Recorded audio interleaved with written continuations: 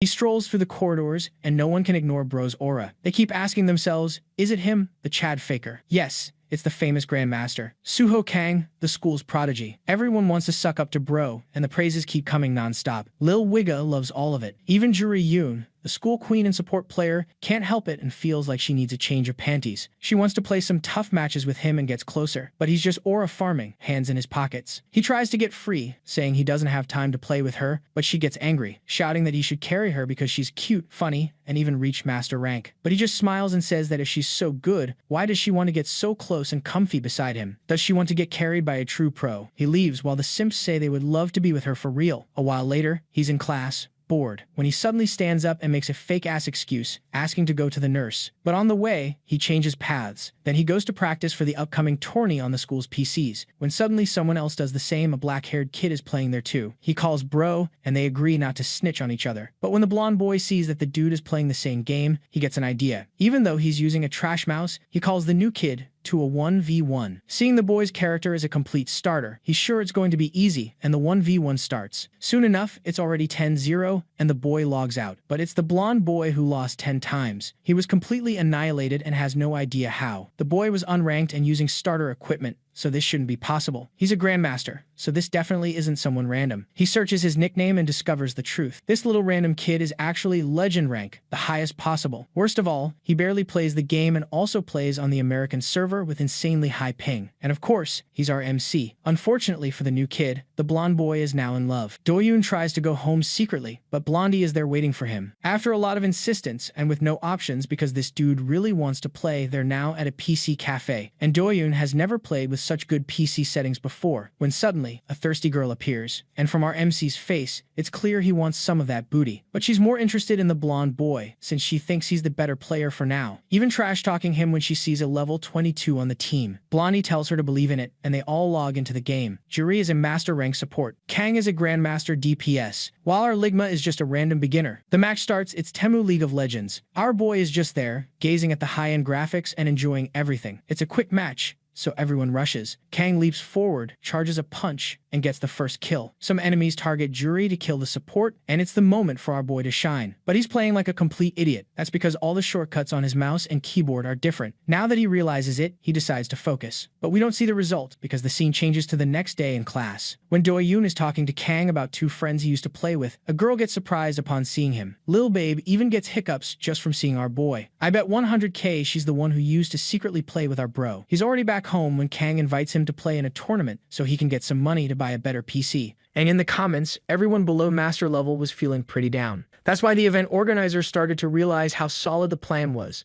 Since the best players in the world were signing up, it could be a massive hit. They were talking about a competition packed with big names and respected players. But two of those players were in trouble because Soon Doyoung, who would team up with Suho, was unlucky enough to land in platinum ranking. This competition was set up by the streamer Swabot9000. The goal was for the main character to join in. Even though it was still an official tournament, this was the first one in Korea. Doyoung, for his part, wasn't super confident, but the prize was $1,000 for the winning team. With the split, it would be about 200 each, which would be enough for Doyoung to upgrade his mouse and keyboard. That was the prize for the winner, meaning they had to win. For Suho, it's practically an insult that the main character thinks they won't. He confidently says that the day before it was the computer holding the kid back and that they will win. So, with this confidence in him, Doyoung got hyped to play, ready to give it his all. To register, they needed a minimum rank of master, so it was decided that the kid should play some ranked matches. And maybe because everyone was hyping him up, Doyoung was already picturing that shiny prize in his hands. Later on, back at Suho's place, while scrolling through his phone, he saw a message from Juri inviting him to catch a movie on Saturday and maybe play Cbon after. But the boy tossed his phone aside, fed up with her constant invites. Still, he thought it'd be cool if Doyoung had already hit that rank. Suho was super curious about how many matches the main dude had won and was convinced he'd at least made it to master rank. But in the now, the platinum emblem was shown to the blonde and he felt super embarrassed. And while shaking with fear of getting roasted, Doyoung heard Suho shout. Later that day, the main dude was looking pretty down. Suho tried to cheer him up, saying ranked matches were just like that and they could still level up by the weekend. He said it was weird, but Doyoung should totally be able to rank up without breaking a sweat. But then he found out the boy had 5 wins and 5 losses. At that moment, Suho couldn't even look Doyoung in the eyes anymore. But instead of feeling bummed out about losing his confidence, Doyoung decided to grind every day until he nailed it, hoping not to let Suho down. So a long night of epic gaming went by, and the next day, the friends were hit with an even bigger surprise. because after playing a bunch of matches, the main dude got demoted to gold rank. While Juri was laughing her head off, Sugo was trying to figure out what went wrong. The reality was they only had 4 days until registration closed, and if this kept up, they wouldn't even get in,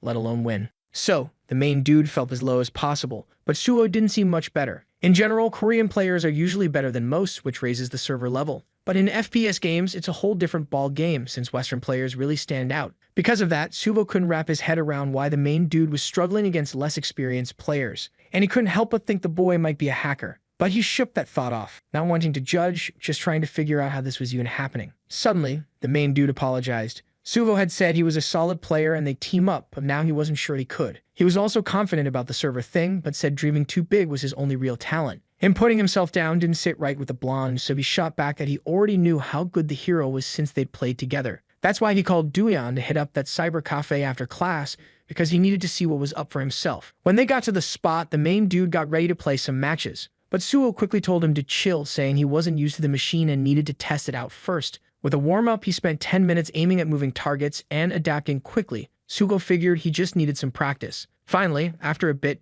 Duyan said he was ready in both skill and gear. Then the two hyped up and went to test the boy in a new match. Suvo, watching from a distance, knew Duyan didn't belong in gold rank, and being there was the only way to figure out what was wrong. Anyway, just like before, even while giving it his all, the main dude faced another brutal defeat. But Suho was more worried than he was. In fact, the boy was scared because he finally got why he kept losing. Even with better internet and a solid computer, he needed to tweak some things, and the first was the game's voice chat. Surprisingly, Duyan didn't even know what that was. Then the blonde realized it'd be better to show him through a replay of his game, which he also had to explain since the boy didn't know the game recorded his matches. Finally, starting the replay, it became clear that he greeted the team when the game kicked off. But there was the first mistake, which didn't make sense to the boy since he just said hi. Duyan asked if he couldn't be polite, but he misunderstood because the issue wasn't about getting rid of trolls. The main goal of the game is to complete missions and win, but people play in all sorts of ways. Some are totally focused on winning like them, and others couldn't care less about the score. There are also those who just want to explore the scenery like they're on a hike, and those who enjoy buying items to deck out their characters. But the worst group the main dude should steer clear of are the trolls who just love messing with people. So he was totally losing because of the trolls who were wrecking his matches. To break it down, Sugo pulls the protagonist in to watch the replay closely. First up is the dinner troll, who bounces to grab snacks right when the game kicks off. Next to him is the pessimistic troll, who's convinced he's gonna lose before the match even starts, and the musical troll, who blasts tunes on the mic. One's rambling about food, another's whining, and the last one's just blasting music like it's a concert. And the last dude, he's only moving every minute to dodge getting kicked. So, when the protagonist tries to chat with just 20 seconds before the match, he sees everyone pick the damage-focused class. Thinking he could help, he decides to go support, but that was a major misstep. Dueon says his teammates are gonna flop without healing, but Suo's like, nah, they're doomed anyway. The pessimist already charged at the enemies, got himself wrecked, and was trashing the support. Meanwhile, the snack troll is munching away, and the others just chilling in the corner. At the same time, the music troll is trying to sync his dance emoji with the beat. To win, the team needs tanks, supports, and damage dealers. That balance is what lets players snag those wins, but they gotta give it their all. If you check out high and low elo players, the gap is wild. So the boy says the protagonist won't get anywhere if he doesn't step up. That's why Dueon asks what he'll do if they start trash-talking in voice chat. But Suo's all about ignoring them, leaving Dueon a bit puzzled. To clarify, the blonde points out how the protagonist still shines even while picking support. Back on the American server, he couldn't chat with anyone because of the language barrier. So Suho asks what he did back then, bringing back some memories. The truth is, the protagonist used the few English words he knew. And that's the vibe. Ignore everything that's not game-related. Just do what needs to be done without stressing over what others think. After all, the other asks if he wants to win, and the protagonist knows he does deep down. If he got the chance to fight, he could totally win. If he was attacking, he'd have a shot to flip the game. But now he realized that after all those days grinding in that elo, he was the best there. Hueon wasn't trying to hype himself up, it was just facts. When he logged in, he ran into the same 4 players from the last match. The pessimist wasted no time whining about seeing that awful support again. But this time, he was in the DPS role, which just made him even more annoyed.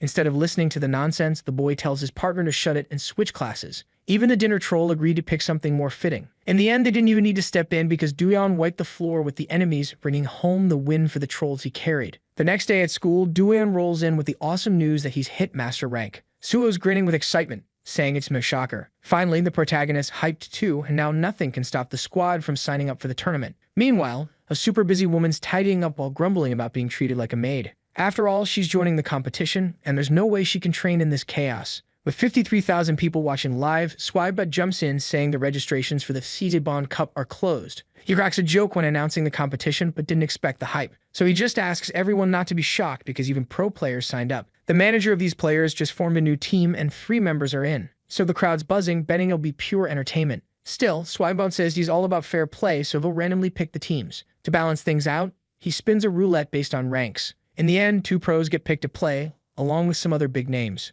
Many are calling it a scam, saying there aren't that many pros in the scene, and the names are kept under wraps until the day of the competition. Plus, if anyone asks why he's not playing, Swibot makes it clear that, as a solid silver, he's just here to commentate. The next day, news about Swibot and the tournament spread through the school faster than a TikTok trend. Doyeon thinks it'll be a cakewalk to win if Suho joins the competition. Juri, who's chilling a bit away, believes it'll be a legendary combo. She strolls over and asks why they're always stuck together. But when Suho brushes her off to keep chatting with the main dude, Juri shoots Doyeon a death stare. Eventually, she gives up on wasting her time there, which the blonde totally misses. Everyone's still wondering why Swibot is a commentator when he's not even gold. Back in class, after everyone bounced, Doyeon says sorry. He really wanted to dip, not expecting all this pressure on him. Doyeon feels like everyone's eyes are on him, and Suho says it's cause they know he's competing. But the boy remembers that no one knows they're a duo yet. Even Suho admitted he felt the jitters when he heard legends would be in the mix. But they totally earned their spot for the ranking, and even though the protagonist thinks about messing it up during the competition, the blonde disagrees. Not to mention the heavy hitters they had, cause besides Doyeon, they could also count on Jae-nam on the squad. From the protagonist's question, it said he's known as Mamj, a legend in multiple pro leagues. Doyeon feels a wave of relief with someone so seasoned, and that's why Suho tells him to chill. With 2 pro players in the game, it probably meant Minho Do would be on the other team. This guy was in one of the pro leagues with Jae-nam and was the top player there. So good that Doyeon might not even make a dent in the game, but Suho couldn't drop that bomb on him. After all, he wasn't confident enough and was naturally more of a wallflower. Even though they'd been in school for months, Suho only recently started talking to Doyeon, especially since he always seemed to put himself on the sidelines. Suho still can't figure out why he's so introverted, but that lack of confidence is what holds him back. A bit later, Juri notices someone while gaming, and thank goodness it's Suho. For her, since the only open seats in the cyber cafe are next to her, the blonde has no choice but to sit down. Of course, Juri is hyped to have some one-on-one time with him. But just when she's about to make that happen, Doyeon, who was in the bathroom, shows up. Once again, Juri's bloodthirsty glare lands on the poor guy. Juri yells that Suho is a fool for always ignoring her, but plays with Doyeon every day. Then Suho thinks of a way to explain himself without spilling the tea on the tournament. But not caring about sounding rude, he lets it slip that Juri should find someone else to play with since she's so needy. The girl couldn't even think about playing with someone else because she had her reasons.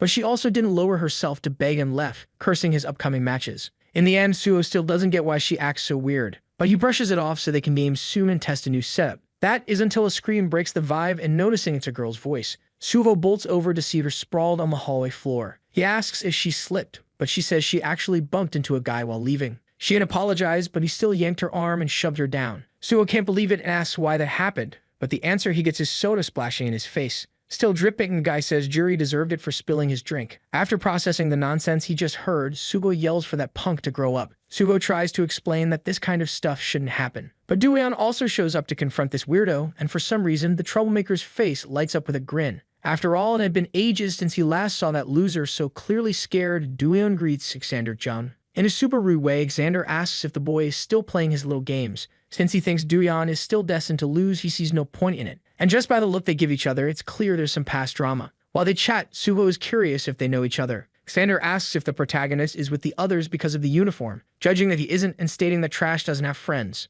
Suho still can't wrap his head around who this dude thinks he is, but he figures arguing with someone that wild is just a waste of breath. I mean, not only was Juri shook, but Doyeon looked super uncomfortable too. In the end, Suho decided it was smarter to bounce before things got messy. But out of nowhere, it was the troublemaker who got smacked on the head, what neither Suho nor the main character saw coming. As soon as that soda can hit the ground, it was clear Juri was the one who threw it. Then, totally stunned, Xander just asks if the girl has lost her marbles. Juri, standing her ground, tells the delinquent to scram and, in a nice way, defends Doyeon by saying he's her friend. Plus, she goes straight for the jugular, cursing him and saying he's not the only one who can throw shade. So the two just stare each other down for a sec while everyone holds their breath. But then, out of nowhere, the tension gets sliced by the sound of Xander's phone ringing, which against his will he has to pick up and step away a bit to hear what's up. Even worse, it seemed like he was getting a call, so Juri got super annoyed that he just wanted to dip without saying sorry. But Xander just shot her with that classic offensive hand gesture, making Juri even angrier, and Suho breathed a sigh of relief. He still didn't get how things spiraled this way, but with no time to waste, Dueon got back to the competition, bringing the blonde back into focus.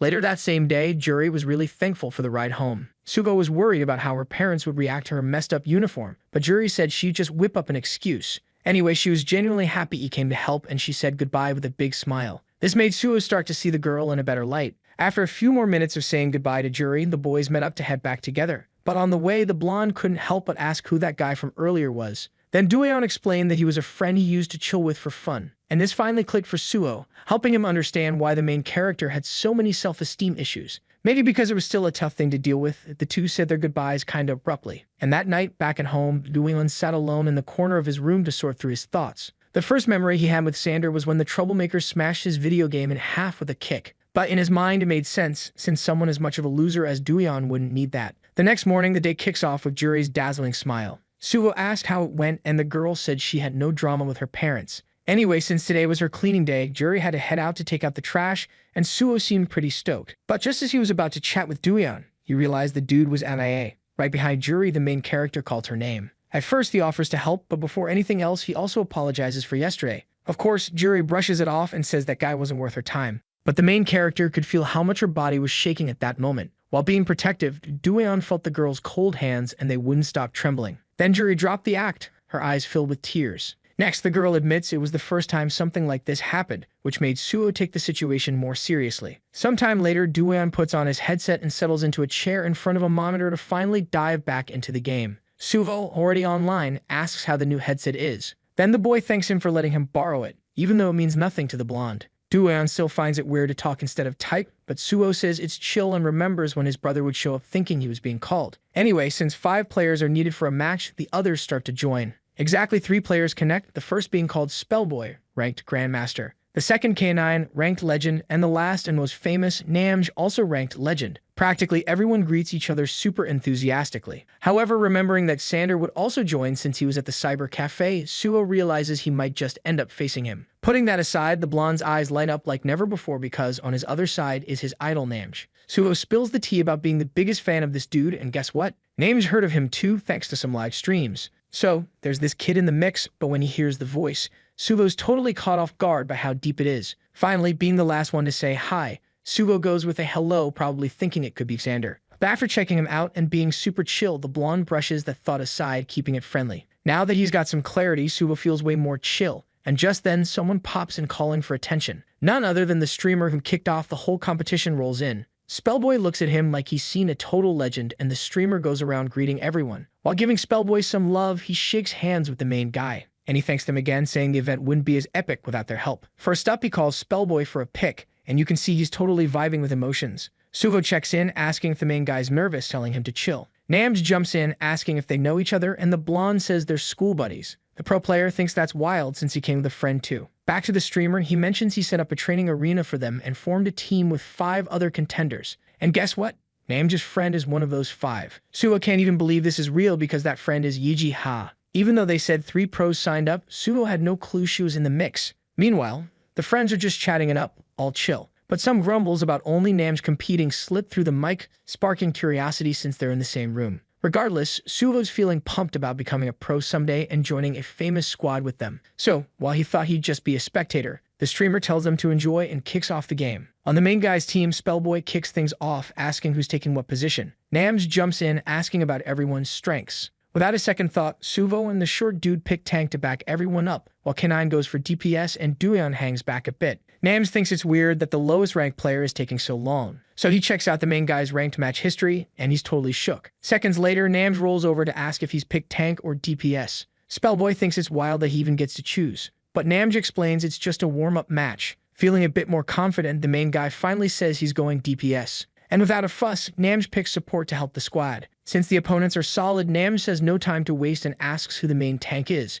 Spellboy jumps in, all hyped, saying he can take that role, especially since when he shows his true form, it's clear he's a beast. The whole enemy team knows they gotta take him out first. At first, the boy looks like he's ready to devour his opponents. But naturally, when the enemy team starts focusing on him, his health and confidence start to shrink. At the most critical moment, he gets healed by Namj, who's working his support magic from a distance. The boy shouts for Spellboy not to stress about healing because he's got cover. Then, that monster tank breaks free with even more power than before. Quickly, the DPS players line up behind Spellboy to deal some damage, but the tank himself takes advantage of the front line and delivers a crazy punch, making one enemy vanish with that insane strength. The high-level players are left speechless, trying to process what just went down. Stuvo thanks Namj for the healing but warns they can handle the rest. Unlike when he was under fire, Spellboy looks ready to take them all down. Then Yiji starts to sweat a bit, worried about how things are going. She's got experience in ranked matches with K9, who's heard rumors about joining a team. But she's not worried about Spellboy. It's that dude in the back who's super strong, even as just a simple master. Suddenly, near the ally team's crystal, an enemy sneaks up behind Namj.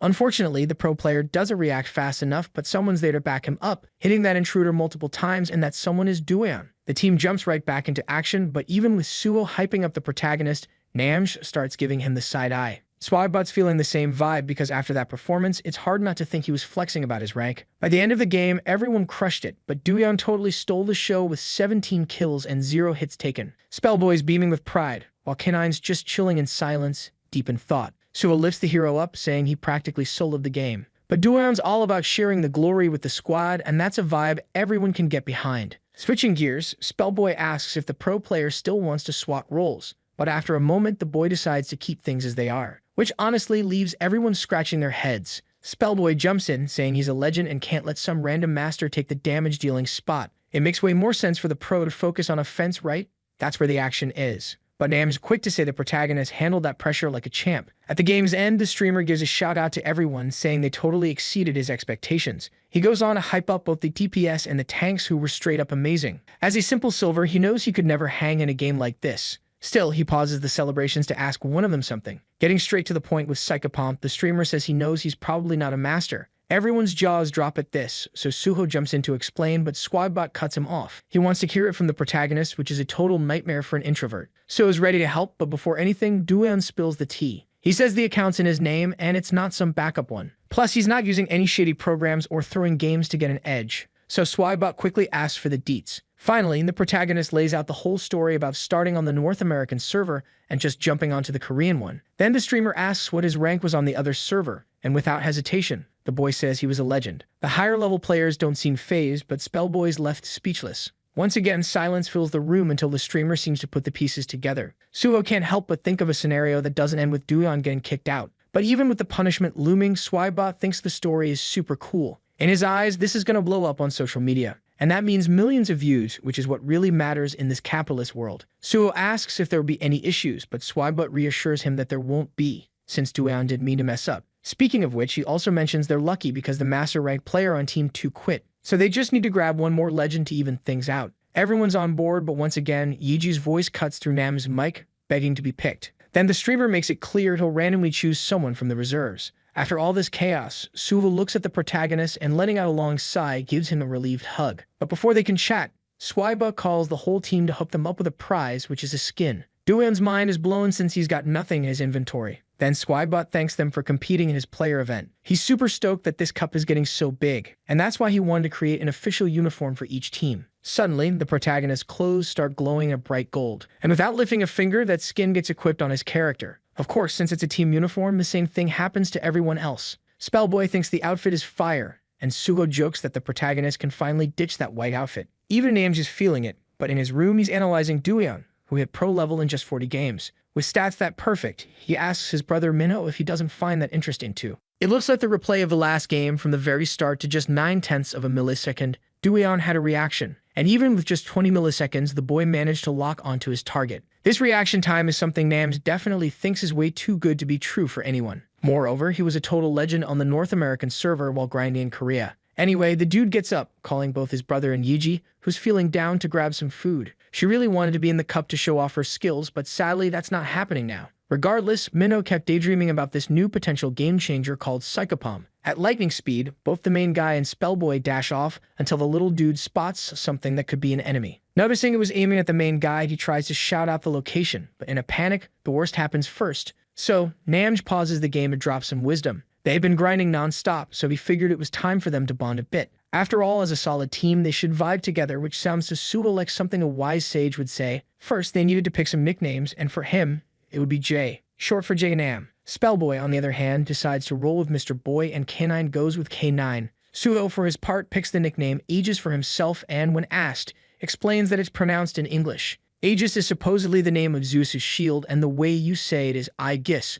with a strong emphasis on the G. Dueam thinks that's epic, and Mr. Boy finally gets how to say it right. Anyway, Suvo mentions that his name also means something cool, which is to protect in Korean. But he plays as DPS, and getting back to the point, he's cool with the nickname Aegis. Now, the biggest issue was Psychopomp because for some reason he was shaking. Inevitably, Dueon has to spill that he didn't pick his name thinking he ever explained it. Nams, though, was just curious about what the nickname meant, so the main guy replies a bit shy that it means Reaper, coming straight from Greek mythology. Spellboy cracks up because he thought it meant psychopath, but seeing the boy's face, he asks why he chose that name. Dueon was ready to say he didn't have a solid reason, but seeing Suo's eager look of curiosity, he caved and revealed that since his name means guiding people, he used the Reaper symbolism to create the phrase guiding people to death. Anyway, Suo knows some folks really try to find a cool name in the dictionary for their nicks. Many struggle to come up with good names and search for words in other languages that sound dope. So keeping all this in mind, Namj simplified the story behind the nickname. But the next morning when Suo calls him Reaper, Dueon looks super uncomfortable,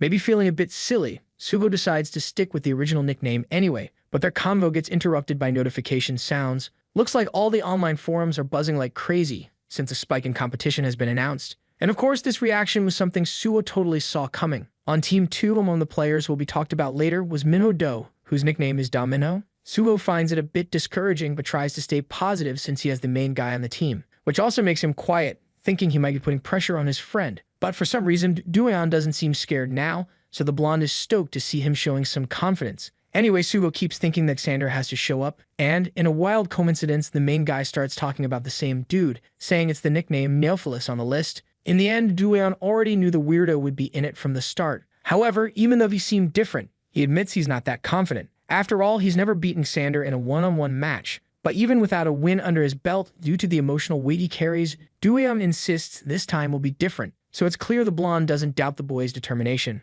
In the end, he knows he'll face a tough opponent, but CI Bond isn't a solo game, it's all about teamwork. Back at the school entrance, everyone spots Sugo and rushes over to ask if he's really joining the cup. Because of this, while the main guy is sworn by the crowd, he confirms he's totally in. And of course, that announcement just makes the fans even more hyped. Later, a dude asks if his friend wants to hang out on Saturday, but he turns it down because of the cup. The friend, for his part, doesn't play this game, but keeps pushing him to give it a shot. And since everyone's buzzing about it, he, feeling a bit left out, decides to chill at the same house. It's totally normal for everyone to gather with friends for this event, but a girl says she needs to watch with her sister. Her friend asks if it's the sister who's in the gaming scene, and she nods. The same friend even asks if the girl has played, but she's not into it, because what she really loves is just watching. Anyway, when she realized it, she was solo, and the chaos of the main characters popping up to chat about the next game hit her hard. At some point, back in the game, Spellboy asks if the protagonist is cool because he doesn't seem chill. Anyway, Jay asks if everyone's ready, and unlike the boy, Dueon nearly passes out. As the leader, Namj checks if the Reaper is okay, but since he heard a ton about the competition at school,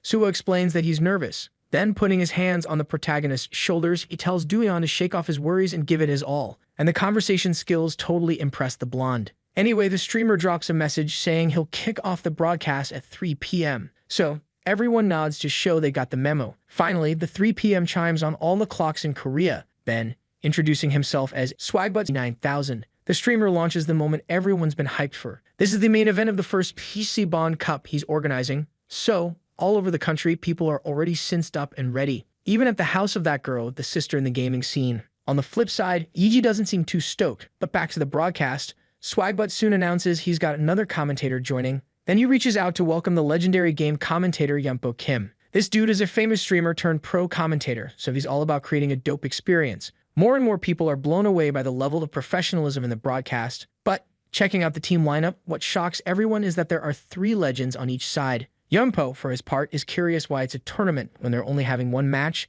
Then, annoyed by the question, Swagbutt snaps back that he'd know if he'd been following his streams. Every time he tried to play, he got wrecked for being terrible. That's exactly why he got so mad that he offered $1,000 to anyone who could actually play well. Then someone made a poster and spread it across various online forums, getting everyone hyped. In the end, even though it wasn't planned, this is the story that led to the current moment. So, leaving the past behind, the two decide to focus on the game, because first up is an interview with the captain of Team 1. The sister of that girl from school freaks out when she sees him, but maybe it's just because of his friendly smile that hits different. Yumpo gives credit for the huge audience to Namj, and when it comes to facing Minho, the streamer asks for a statement. Having to give an opinion so suddenly makes the boy think. But unlike what you'd expect from a nice guy, Namj says Team 2 is going down, shocking the commentators. Anyway, the one most affected by this was Dueon, who dropped to his knees, feeling more pressure than ever. In Psionic Vagabond, the game is set in a far-off and dystopian future. In that game, a girl runs for her life until she gets grazed in the face by a projectile. Right behind her is the one who fired the shot and a samurai ready to take her out.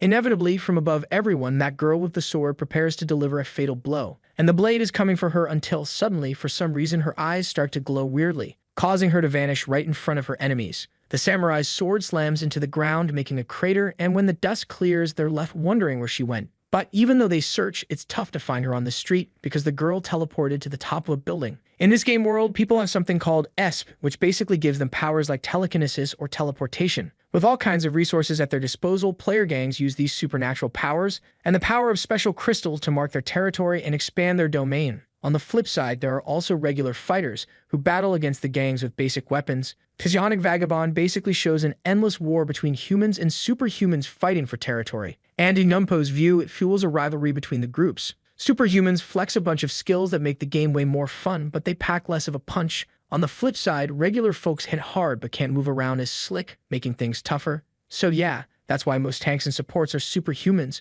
Switching gears, Yumpo thinks a lot of pros in this comp will roll with the normals. But instead of spilling tea, Swinebot hits up Team 1's captain, who's grinning ear to ear. All the forums treat Nams like he's a total rock star, and even Swabot's curious about his vibe. So the dude spills that he's been vibing with the streamers' lives and thought joining would be a blast. Changing the subject, Yumpo asks how the squad's holding up. Nams says they've got some solid players and promises everyone's gonna have a blast. That's why the streamer's curious about who's gonna be the MVP in the next match, and out of nowhere he shouts on national TV for everyone to keep an eye on Psychopomp. From the look on the protagonist's face, it's clear he's feeling the heat, and with Swibot poking about Minnow, the team leader pauses. But he gives the same answer as before, claiming he'll totally wreck his team. With all that leader energy, the crowd's buzzing, and that girl's sister takes a sip. Anyway, Swinebot wishes Nams good luck and then calls up Team 2 for their intro. But for some reason, he doesn't connect the stream. A bit awkward, Swinebot asks if the young dude's feeling nervous. But it's obvious when Minho just says he'll give it his all, which freaks out the presenters. For the Ciebon Cup, the prize is a cool 1,000 for the winning squad. As mentioned earlier, Yumpo's gonna be the commentator, so Swinebot quickly calls Team 1 to meet them. Decked out in their uniforms, everyone's hyped, and Yumpo knows this lineup is stacked. Aegis could totally be a celeb, and Canine's about to get signed by a team. But here's the kicker. The protagonist, who's a master rank, is in the mix. Still, he's the one Nams told everyone to watch, so he's not slipping under the radar. Finally, they hype up Spellboy, giving him props for his ranked games, which makes him tear up. Anyway, wrapping up the first intro, Team 2 gets called, and the first spotlight is on that troublemaker from earlier. Right there, in front of Duinon, is his old buddy Xander Jung. After ages apart, a showdown's about to go down, and this time the protagonist not backing down. But before the match kicks off, Neophilis pulls the boy aside for a chat, leaving Duion feeling all kinds of confused and anxious. Just the look Xander gives him sends chills down his spine. Suvo notices something's off and asks if his buddy's feeling jittery. He even jokes about needing a bathroom break since there's still time before the match. When Duion stays quiet, Suvo nudges him to spill the tea. Then, still shaking, the protagonist mentions the chat invite from Xander. Duion asks for advice, knowing he'll get heated if he doesn't accept, but he's not down for that combo. Then Suvo gets super annoyed with that jerk, sensing he's trying to mess with his friend's head before the game. The blonde thinks it's obvious the protagonist should just ghost the invite, but he's not here to force him. But someone else is, and even from a distance, the same phrase echoes. Jury's right there where our hero's gearing up for the championship match. The girl jokes about it being a wild coincidence and asks if he's being followed. But of course, the protagonist says no, not even thinking twice. Anyway, she plops down, apologizing for the joke since she already knew he was there. But she also asks if he's playing and warns that someone wants to chat with him. Jury's curious if he'll accept, and when Duion says it's Xander, she's like, who's that? But in a flash, she remembers that jerk who pushed her down at the cyber cafe. She yells, asking if they're friends, but Duion shoots that down. Then she snatches the boy's mouse to reject the request for him, which makes Suo grin. Despite that, Xander sends another request, making the protagonist's anxiety hit the roof. Rejection after rejection, but for some reason he keeps sending them, and Jury's struggling to keep saying no. But even after a bunch of seconds, that dude's still acting like a total stalker. As he kept inviting the protagonist and the plans were almost set, Sugo freaks out. Jury, already super annoyed, declares she'll put the troublemaker in his place, but she's got a better plan. With a sleek grin at the protagonist, she signals him to wrap things up his way. Still confused, she nudges him to say something, but makes it clear she's got his back on the speech. Heading to Xander's room, he's still pushing to invite the protagonist. Unbelievably, the dude seems clueless about why Duion is dodging him. But then the chat gets accepted, and he's totally relieved. Once they're in the chat, Xander kicks things off by calling Duion a loser, but Psychopomp fires back with the middle finger emoji. And then he bounces from the room, leaving Xander stunned by that bold move. Duyan doesn't even flinch at Xander, just blocks him like a pro. Maybe it's new for him, but it takes a sec for the realization to hit, and when it does, Xander goes full rage mode. Juri laughs so hard she feels a cramp in her stomach. Since the protagonist had the last word, she totally vibes with the guy's frustration. But as the game is about to kick off, Juri tells Duyan to focus and says she'll chill for now. Back in the game, the blonde tells the protagonist to stop wasting time. The arena announcement starts, and luckily, at the last second, the boy makes it through the portal with the squad. With everyone gathered, the host announces the goal is to capture the base marked by point 1. After that, teams will battle for points A2, A3, B2, and B3, aiming for 3 points total. Scoring happens by capturing a crystal area and converting it. It takes 3 seconds for that, and each team sees the objectives in purple. When the first round wraps, the second kicks off right away. The losing team will have the second point revealed, giving the winner a chance. The team that loses will go into a defense round, sticking close to the respawn area, which makes it easier. So the next rounds will roll on until 5 rounds are done, and everyone will be gunning for that crystal advantage. It's basically an epic 5-on-5 showdown for the first point. But from the protagonist's view, there's a twist because even a 5-on-5 game, for obvious reasons, Xander seems laser-focused on Duyan. When it's time to pick classes, the protagonist goes for the normal class and the attacker role. Then he picks his weapon and abilities, and with everyone ready, he's sure they'll crush it. Finally, the game kicks off to capture the first objective point. Namj warns that snagging the objective is key and tells Suho to watch everyone's backs. Being the frontliner, Spellboy spots 5 enemies and transforms to get ready to fight. K9, though, points out one of the 5 is MIA, which throws Namj off a bit, until he spots Neophilis sneaking up from the back, hinting at some sneaky movement skills. Xander's plan was probably to take out the healer from behind. But when he had the chance, the dude just zooms past Namj, going straight for Duyan. Luckily, at the last second, the protagonist dodges a brutal elimination. Even as a low HP assassin, he's acting like a tank, zeroing in on Duyan. But since he revealed his position, Suho is ready to jump in and help. Yumpo screams in panic as they wrap up the first kill with only 10 seconds gone. And the first blood goes to Neophilis from Team 2, who's a legendary rank. Swanbot explains he took a movement ability to sneak in. But unexpectedly, instead of targeting the healer, he goes for the team's DPS. Swybot thinks he did this because, in the first 30 seconds, the abilities were hidden. From his perspective, since Namj is the pro player, Xander might have thought he was the DPS instead of the support. Even the spectators are scratching their heads about why Namj let a master be the attacker. Spellboy asks if the guy is trolling, but Jay chimes in, agreeing with Swybot.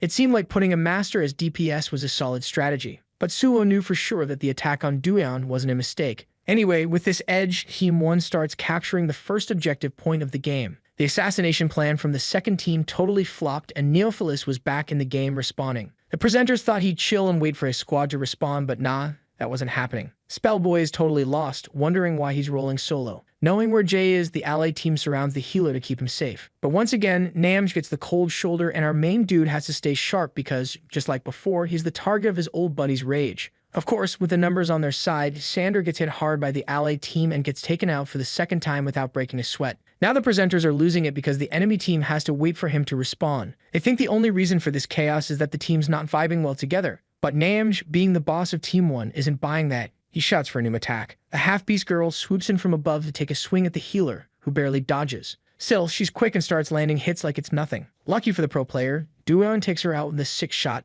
But then, out of nowhere, he feels something off. He's blinded by a crowd control ability. And just when he starts to see again, Xander pops up right in front of him with a creepy grin. With a swift move, he takes out the protagonist. After getting wrecked, Duyan says sorry, but Suho's got his back, saying they'll wait for him to respawn. Meanwhile, Namj keeps supporting but wonders why one enemy is MIA in the team fight. Finally, after what feels like forever, the protagonist respawns at the base and bolts to help. But the missing enemy sneaks up behind him and lands a nasty slash on his back. Duyan yells, calling out the enemy for being in the wrong spot instead of in the center. Suho can't believe it, and even Yumpo is throwing shade, saying this isn't the time for that. Team 2 needed to fight fair to grab the crystal, but even as the main DPS, Neophilis heads back to Team 1's base. This attacker was the same one who tried to take out the protagonist earlier. Namj tosses aside his earlier thoughts and realizes it's personal rivalry time. Through the team chat, Duyan warns he's being held up and says sorry for it. But Namj fires back that they're not the only ones taking hits from this strategy. In fact, Jay is convinced Team 2 isn't cool with this and calls Xander a troll, which surprises the protagonist. So the leader's order is for our hero to flip the situation to his advantage. From Team 2's side, the half-beast girl is yelling, wondering why she's flying solo.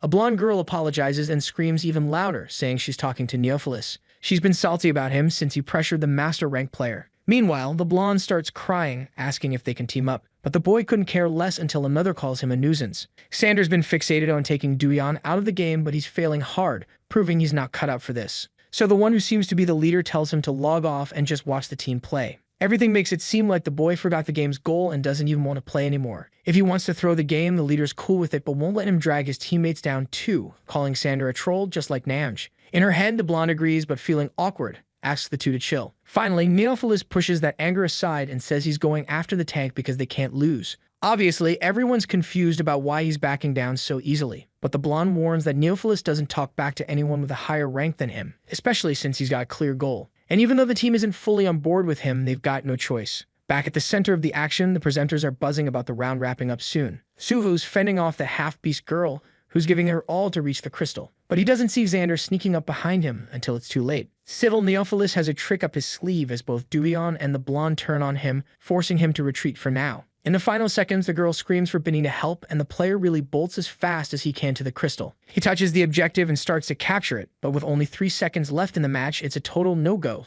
since he's all alone there. Benny fails to snag the point, and having only lost 1% of health, the crystal bounces back to 100%. So the first round wraps up with Team 1 scoring a win. Spellboy and K9 are hyped, screaming about the team's first victory. In the next round, point B2 for Team 2 opens up, and they've got to defend it for 5 minutes. Then Neophilis chimes in on voice chat, saying he'll be back in time. Honestly, the hosts are kind of bummed about the lack of epic battles. Yumpo blames the teamwork issues, but knows the real showdown is just getting started. Meanwhile, viewers are scratching their heads, wondering why they're chasing eliminations instead of the objective. Anyway, with the first point in their pocket, Team 1 is in the lead, and the second attack on point B2 kicks off. Spellboy takes the lead, and when he starts feeling some shots, he warns about enemies lurking behind. On the second floor, 3 enemies pop up, and from the looks of it, they're gonna be a handful. Even Sugo, chilling on the other side, gets hit, so it's clear Team 2 is spread out, making Nam shout out some praise for their strategy. Compared to the first floor, the second and third are way better for sneaky plays, so Nam says they got flushed them out first.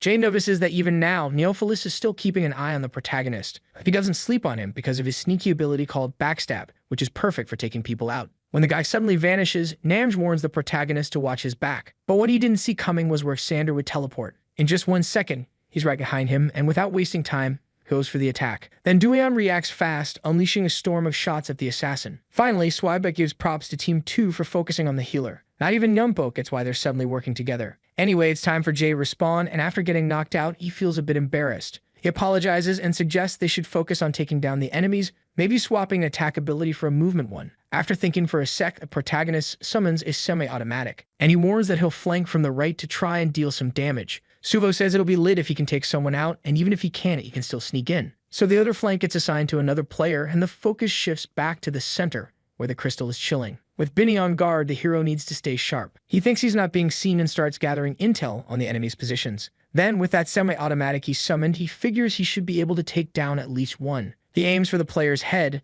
since that's where the big damage hits thanks to the critical factor. Then, after a 3-second countdown, he pops up behind the guy in a flash, and before he can even react, the player is out of the game. By taking out one of the damage dealers, the hero signals to his team, who shows up right away. He knows the tank must be hiding nearby, but the moment he gets distracted, he takes a hit to the stomach that knocks the wind out of him, and losing a chunk of HP, drops his weapon. In the end, Duyan just asks when he showed up, but the leader of Team 2 isn't interested in answering. With at least 2 health bars left, the protagonist thinks he can still turn the game around. So aiming for the enemy's weak spot, he decides to act, but unfortunately, a protective barrier pops up. He keeps attacking, but gets desperate when he realizes nothing's working. Namj, watching from a distance, warns that he can't provide support with things so tight. So now the only option left for the protagonist is to bail with a feint to trick the opponent. But just as he thinks of doing that, he gets hit in the stomach again. Then once more he thinks, who the heck is this guy? And still no answer, the leader of Team 2, Manhwa, takes out Duyan. After 2 more eliminations, Sugo warns about the hero's takedown, but since 3 enemies are down,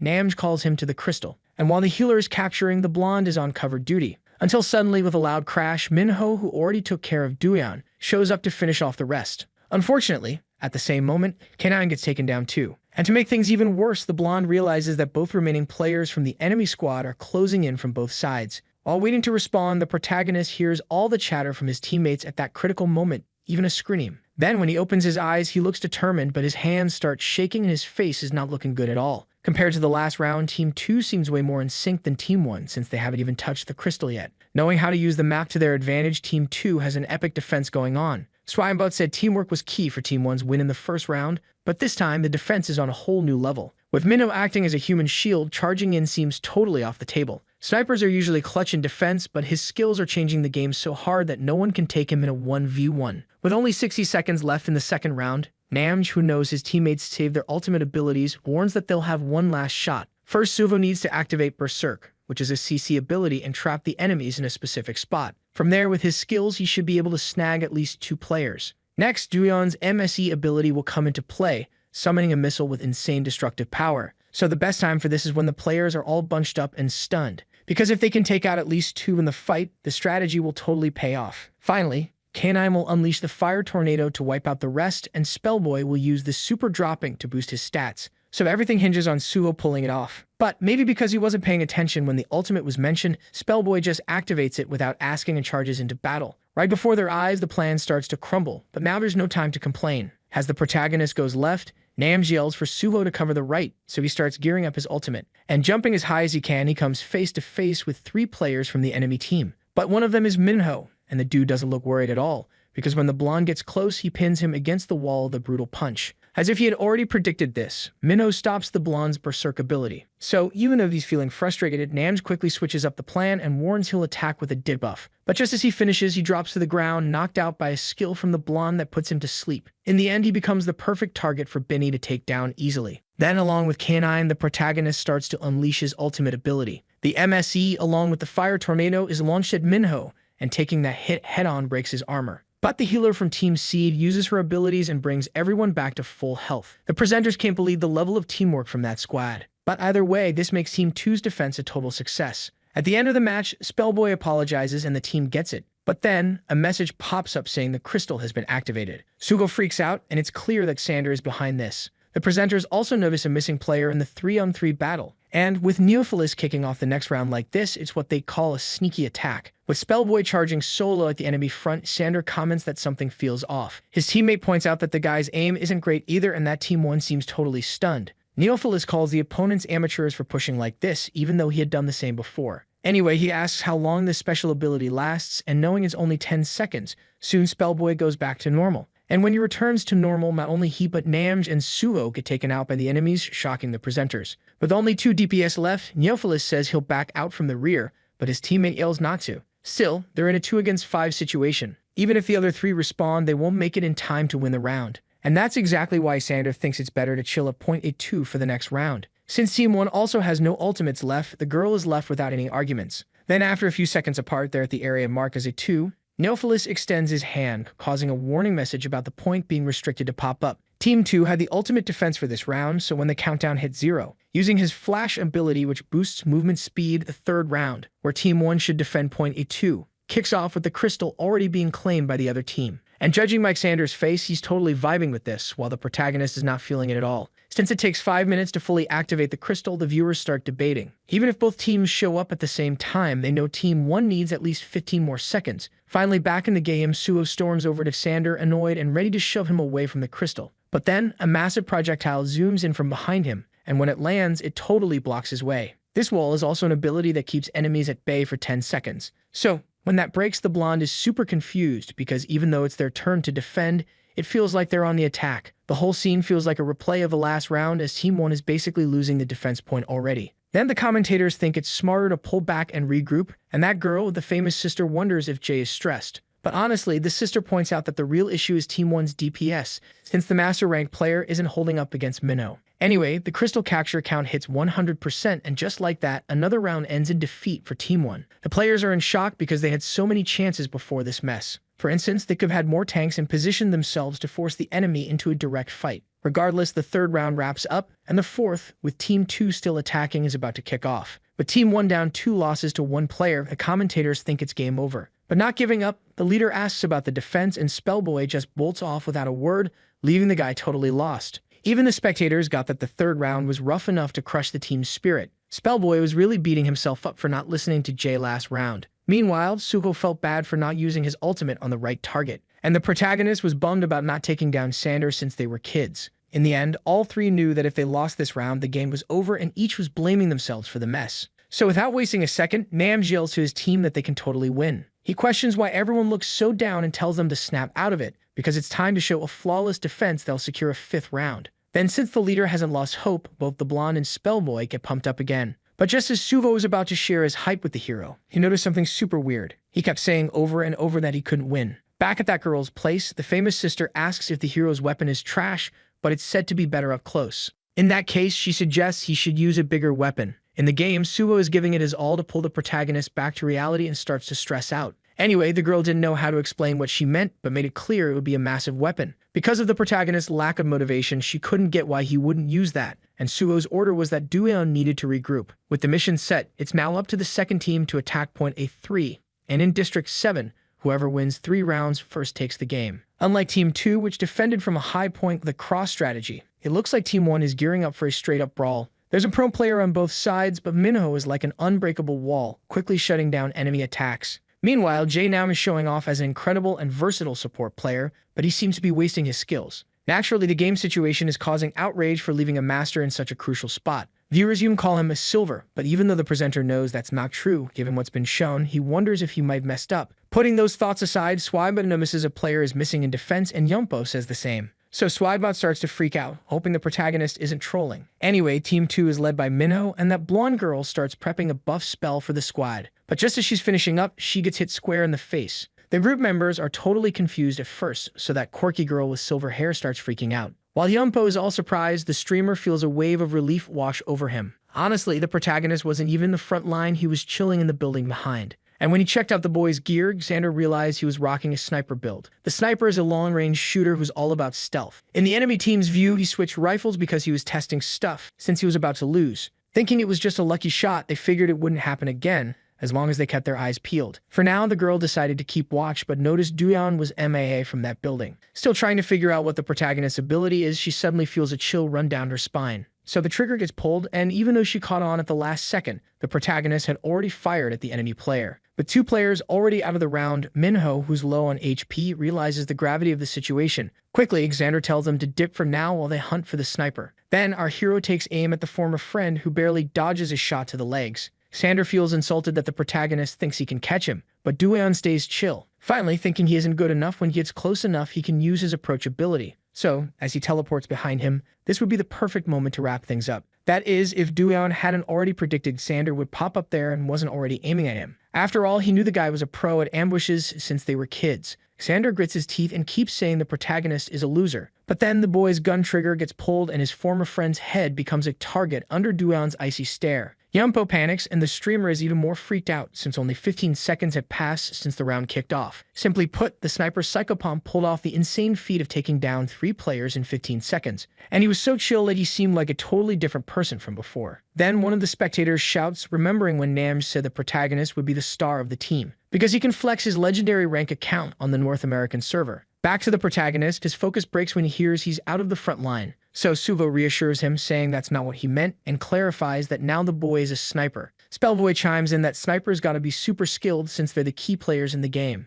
Suvo explains that the hero's main role was as a sniper and that, despite having issues on the Korean server, he's already adapted. Still, because of the crazy difficulty of the class, the blonde says they need to believe in him. And even though he initially thought he couldn't do anything with Xander around, the hero knew he could be a sniper. So not just Namj, but all the other team members agreed to trust the boy. Before heading back to his spot, Suvo tells the protagonist not to be scared because they're with pro players. Plus, being legendary level, Dueon is on the same tier and will definitely cause some chaos. Then the protagonist's gun sights lock onto Minho, who with a grin admits Namj's solid leadership. After a few shots, the pro player's shield shatters. Then he freaks out because he realizes he's being targeted by the enemy team's sniper. Psychopomp, who's legendary on the North American server, is now getting mad props from the presenters for the insane comeback. His performance grabs attention and the chat of spectators goes wild. During the showdown, Dueon bolts to find a higher spot. But now it's him who's almost taken out because on Team 2 the player Binny is acting as a sniper. But in his mind, he thinks he needs to find a place to hide first. In any case, Dueon, now knowing his opponent's location, aims and shoots,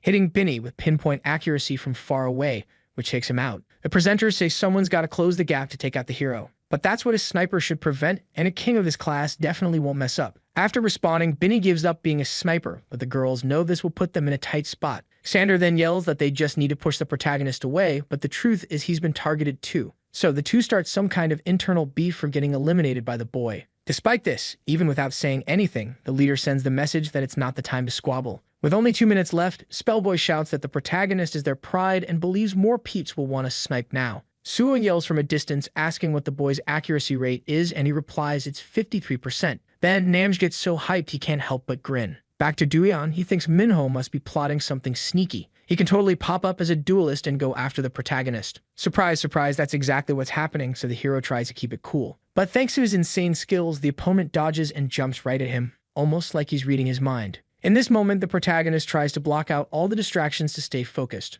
With that, he lands a hit on the enemy and switches it up for a physical attack. But plot twist, that's his worst move, and he gets totally pressured in the clash. The protagonist feels panic rising as a weapon stuck in his thigh starts zapping him. Finally, with the enemy right in front, he has no time to think and fires his last shot in a split second. The next day at school, chaos erupts when one of the big players from yesterday shows up. A bunch of students swarm Suho to chat about the championship they saw, and he thanks them for the love. Everyone claims they tuned in because of him, and when asked, the blonde says he's now tight with Jay. Of course, they start talking about the player named Psychopomp, sending chills down the hero's spine. Everyone says he was a total beast, and the blonde casually mentions he's also become buddies with him. But the real talk is about how unlucky they were at the end of the match. Later, Suho tells the protagonist about the crazy effects of extreme visibility. And on top of that, he brings up their bad luck, tripping up at the end when they could turn it around. For real, the blonde gets super annoyed, and just then, Juri, who stumbles upon them, looks pretty grumpy too. As she walks off without a word, Suho feels puzzled and asks the protagonist if he knows what's up. A while back, the girl asked how Duyeon could play in the championship and totally caught onto the lie. Since then, she's been on edge, but Suho knew she wasn't the easiest to handle. Still, he felt a bit bummed. So, putting that aside, he invites the protagonist to team up, which catches him off guard. Because flashback to post-game yesterday, Namjoon asked to chat with the protagonist alone. And, in a twist of fate, he made the exact same offer that Suho just did. When Namj proposed it, he said the boy would crush it as a pro player. Even though he couldn't see himself like that, the chance to be on the same team was right there. And from his expression, Namj seemed stoked, expecting a yes, but the protagonist said no. He didn't think he was that good at the game, let alone dealing with people, so he apologized, bowing his head. In that moment, Namj freaked out and said he didn't need to rush it. So, even with the protagonist saying no, he asked him to just take a bit more time to think it over. Back to the present, now Suho's throwing the team proposal at him, putting him in a tough spot again. The blonde believes they can build a squad if they can snag 3 more players. And on the day of the first league, that's when they'll debut as pros. So he asks if the boy is in, since he knows deep down he wants to go pro. And for some reason, this time the protagonist grins and accepts, making his buddies super happy. Suho quickly remembers they need to brainstorm about the team and pick a name. Plus, he's pumped to start hunting for the other members.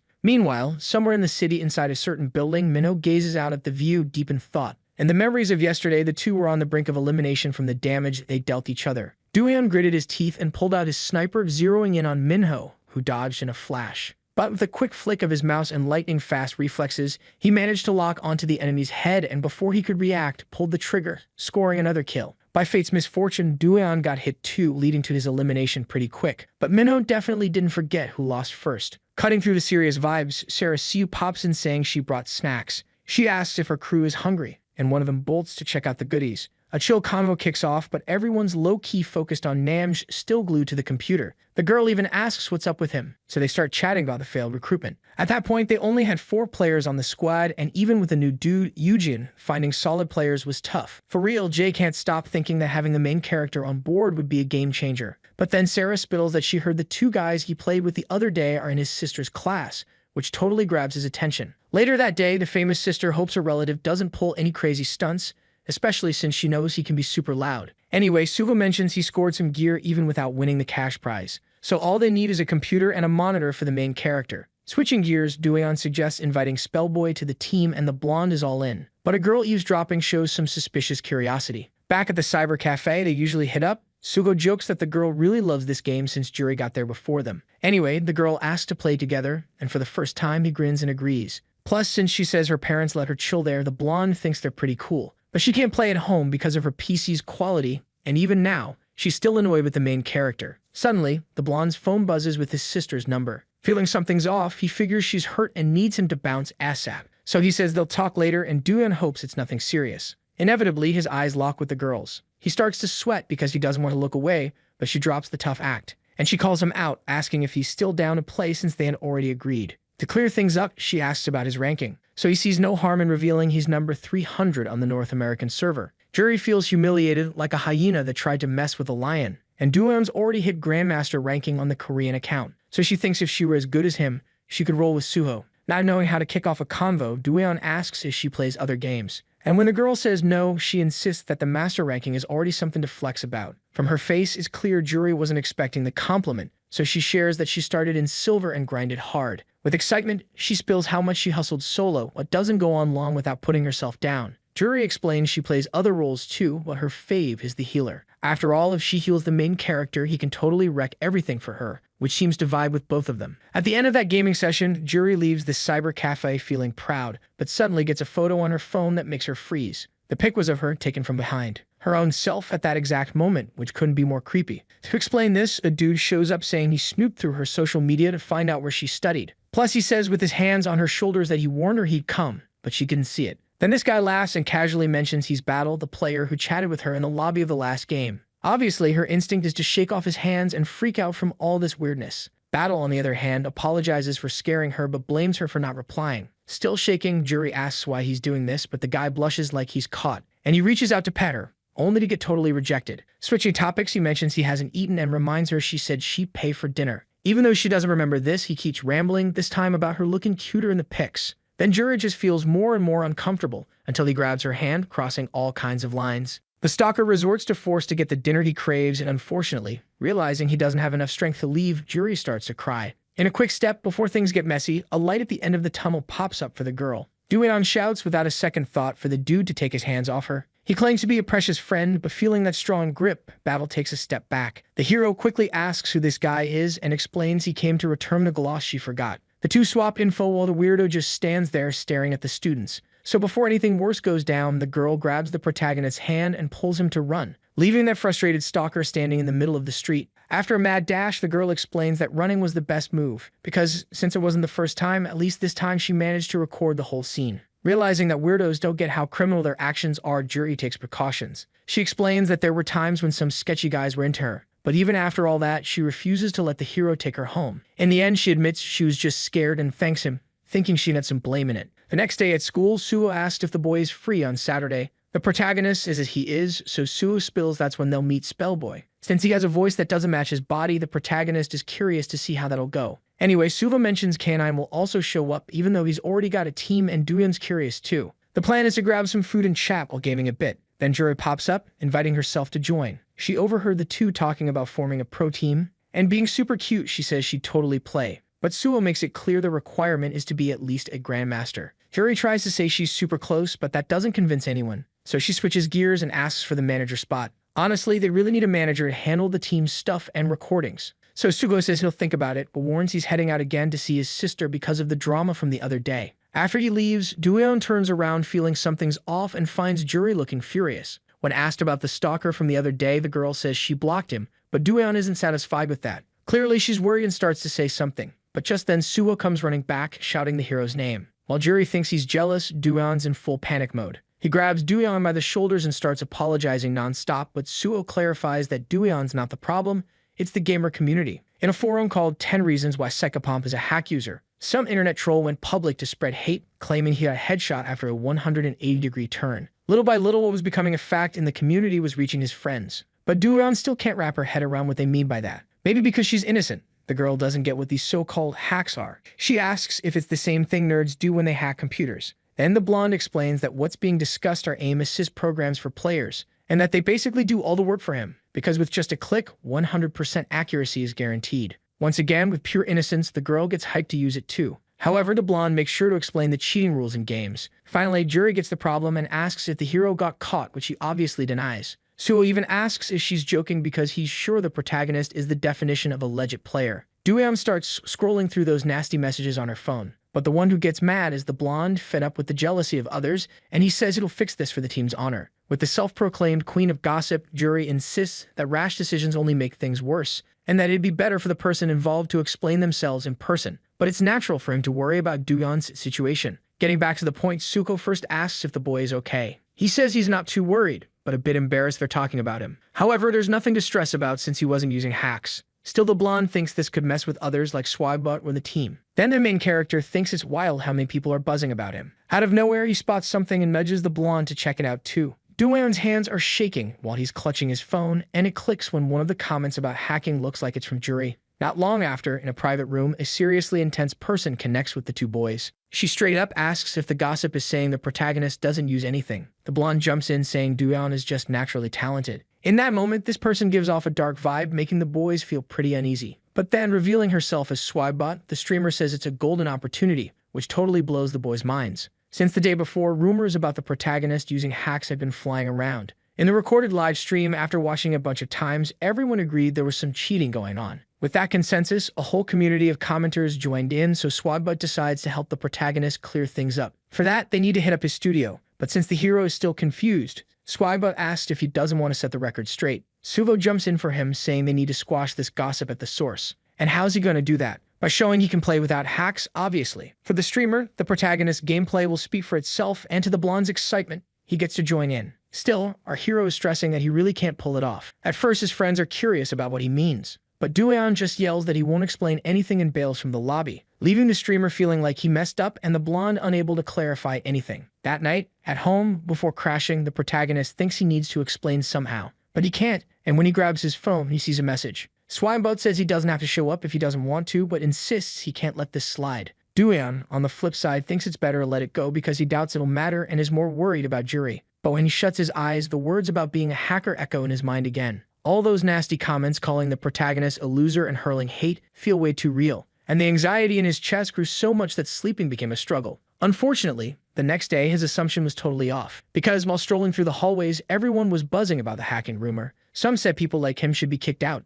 while others were laughing and calling him a fraud for being treated like someone important by Jay. His name kept popping up, and for Do-yeon, it definitely wasn't better than proving himself live. On the walk home, the player's sister questions what she's hearing. Apparently, Sarah wanted her to spy on the protagonist to get the scoop, and since the girl got annoyed, it was said her allowance would be cut if she didn't. So she had no choice but to follow her older sister's orders. In the background, Juri walks with a tired look, thinking the weekend is still ages away, until she bumps into Sugo. Of course, she does her best to hide that exhausted face and greets the blonde as cheerfully as possible. Juri asks if he wants to catch a movie on Saturday, but as usual, he declines, saying he has plans. In that case, she asked if he's free on Sunday, but Suo says he doesn't have anything he wants to watch and can't play because his sister is sick. Juri gets annoyed by the constant rejection, but reminds him there's something she needs to ask. He warns that he wants to know something, but the girl brushes him off and calls Do-yeon over, changing the subject. This makes the protagonist realize he's being used and start to feel anxious. Suo is worried about the hero's state, so he mentions that he hasn't been able to rest properly. With all these issues, the blonde doesn't even know where to start.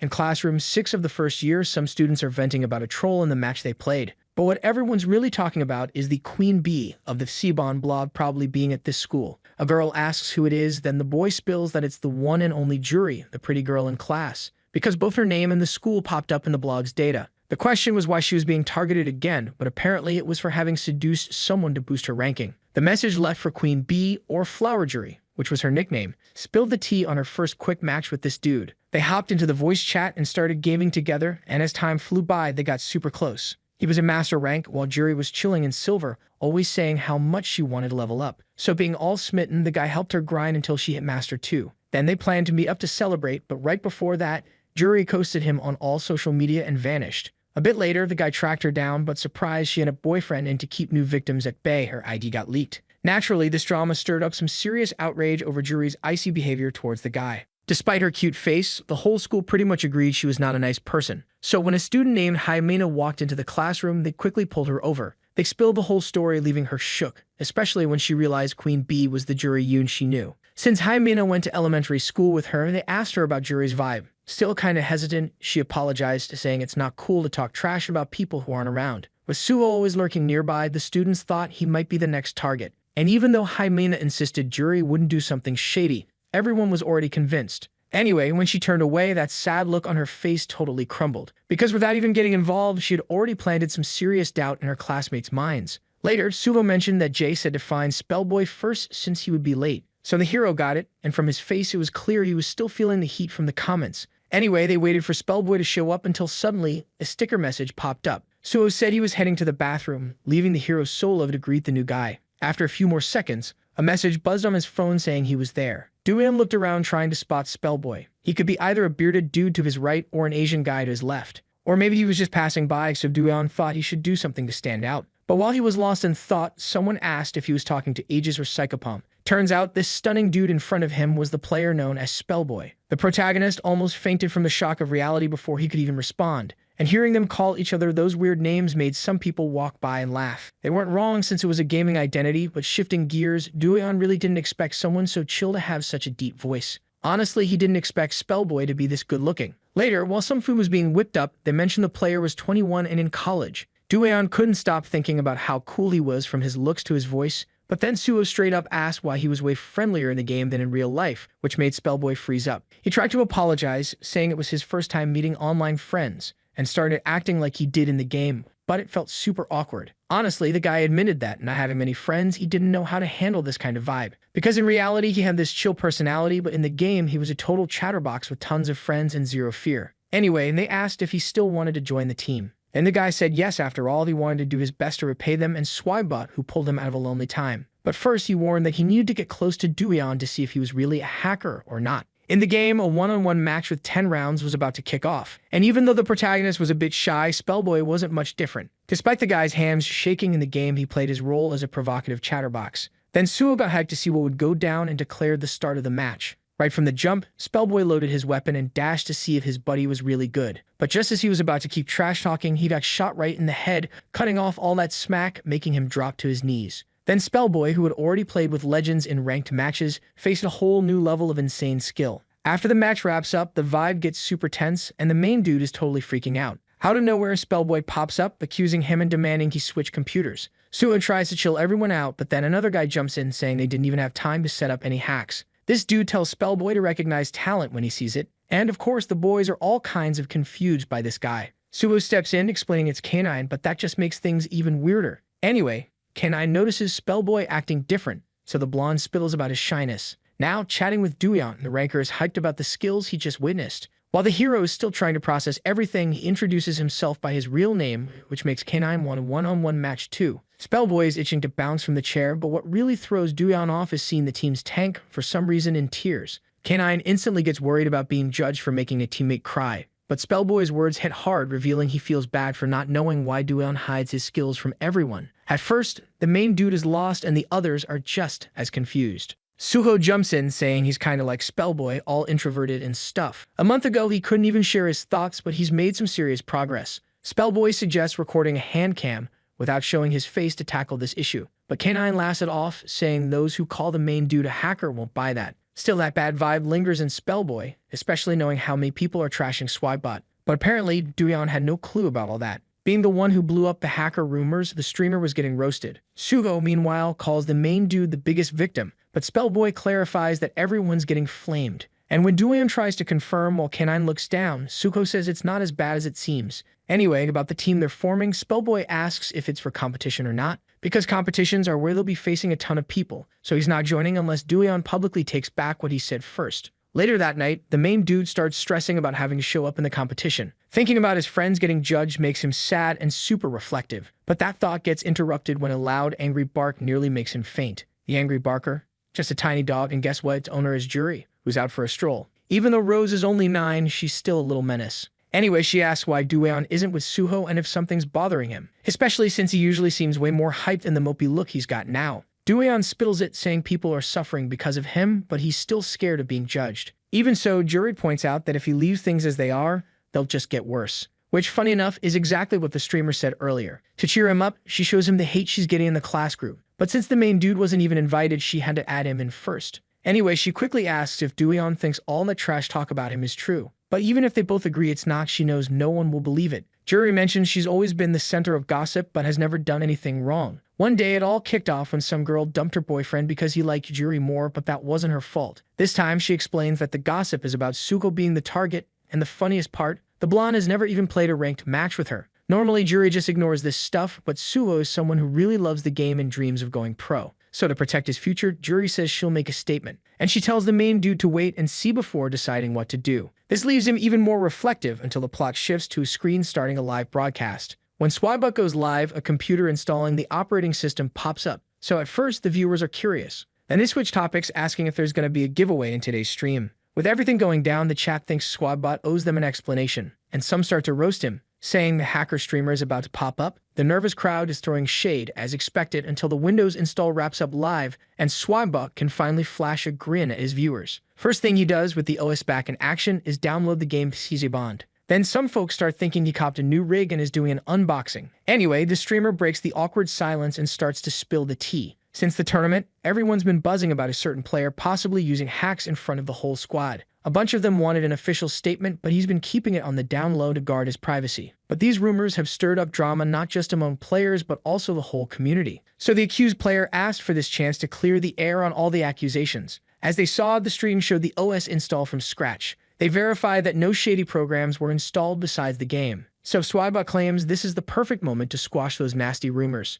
Without wasting time, while the player in question gets a warm welcome, Dueon remembers what Jury said about doing it right. So all the haters get silenced with his skills just like that. Psychopomp is invited and actually shows up, but he's shaking and rocking a mask that sends the chat into a frenzy. Before they kick things off, Swibot asks him to introduce himself, and the kid does, leaving everyone stunned by how young he looks. To clear things up, Dueon drops that he's only 16, and the streamer says he respects him for his bravery. From the tired look on the kid's face, it's clear the rumors have been a total nightmare. And Dueon confirms, shaking, saying he's had some wild nightmares at night. He really wants to bounce home, and the viewers feel a bit of sympathy. Anyway, with his hands on the kid's shoulders, the streamer tells the audience that Psychopomp deals with panic attacks. He tries to tell him not to stress, which makes the kid blush but also fired up to show what he's got. When asked why he switched gears, Dueon says he doesn't want to hurt anyone. So if he makes it clear, he's going to prove his skills are legit. And to back that up, the streamer says he'll be there for support during the stream. To prove they're live, Swibot shows a clip of the day's news. Then he asks the kid to hop on the computer where they just installed the game. Without wasting a second, the kid steps up and mentally apologizes to Suvo for not acting sooner. Plus, he thanks the blonde for believing in his innocence. While setting up the game, a quick recap about it is given, covering his ranking on the other server and his experience as a master rank,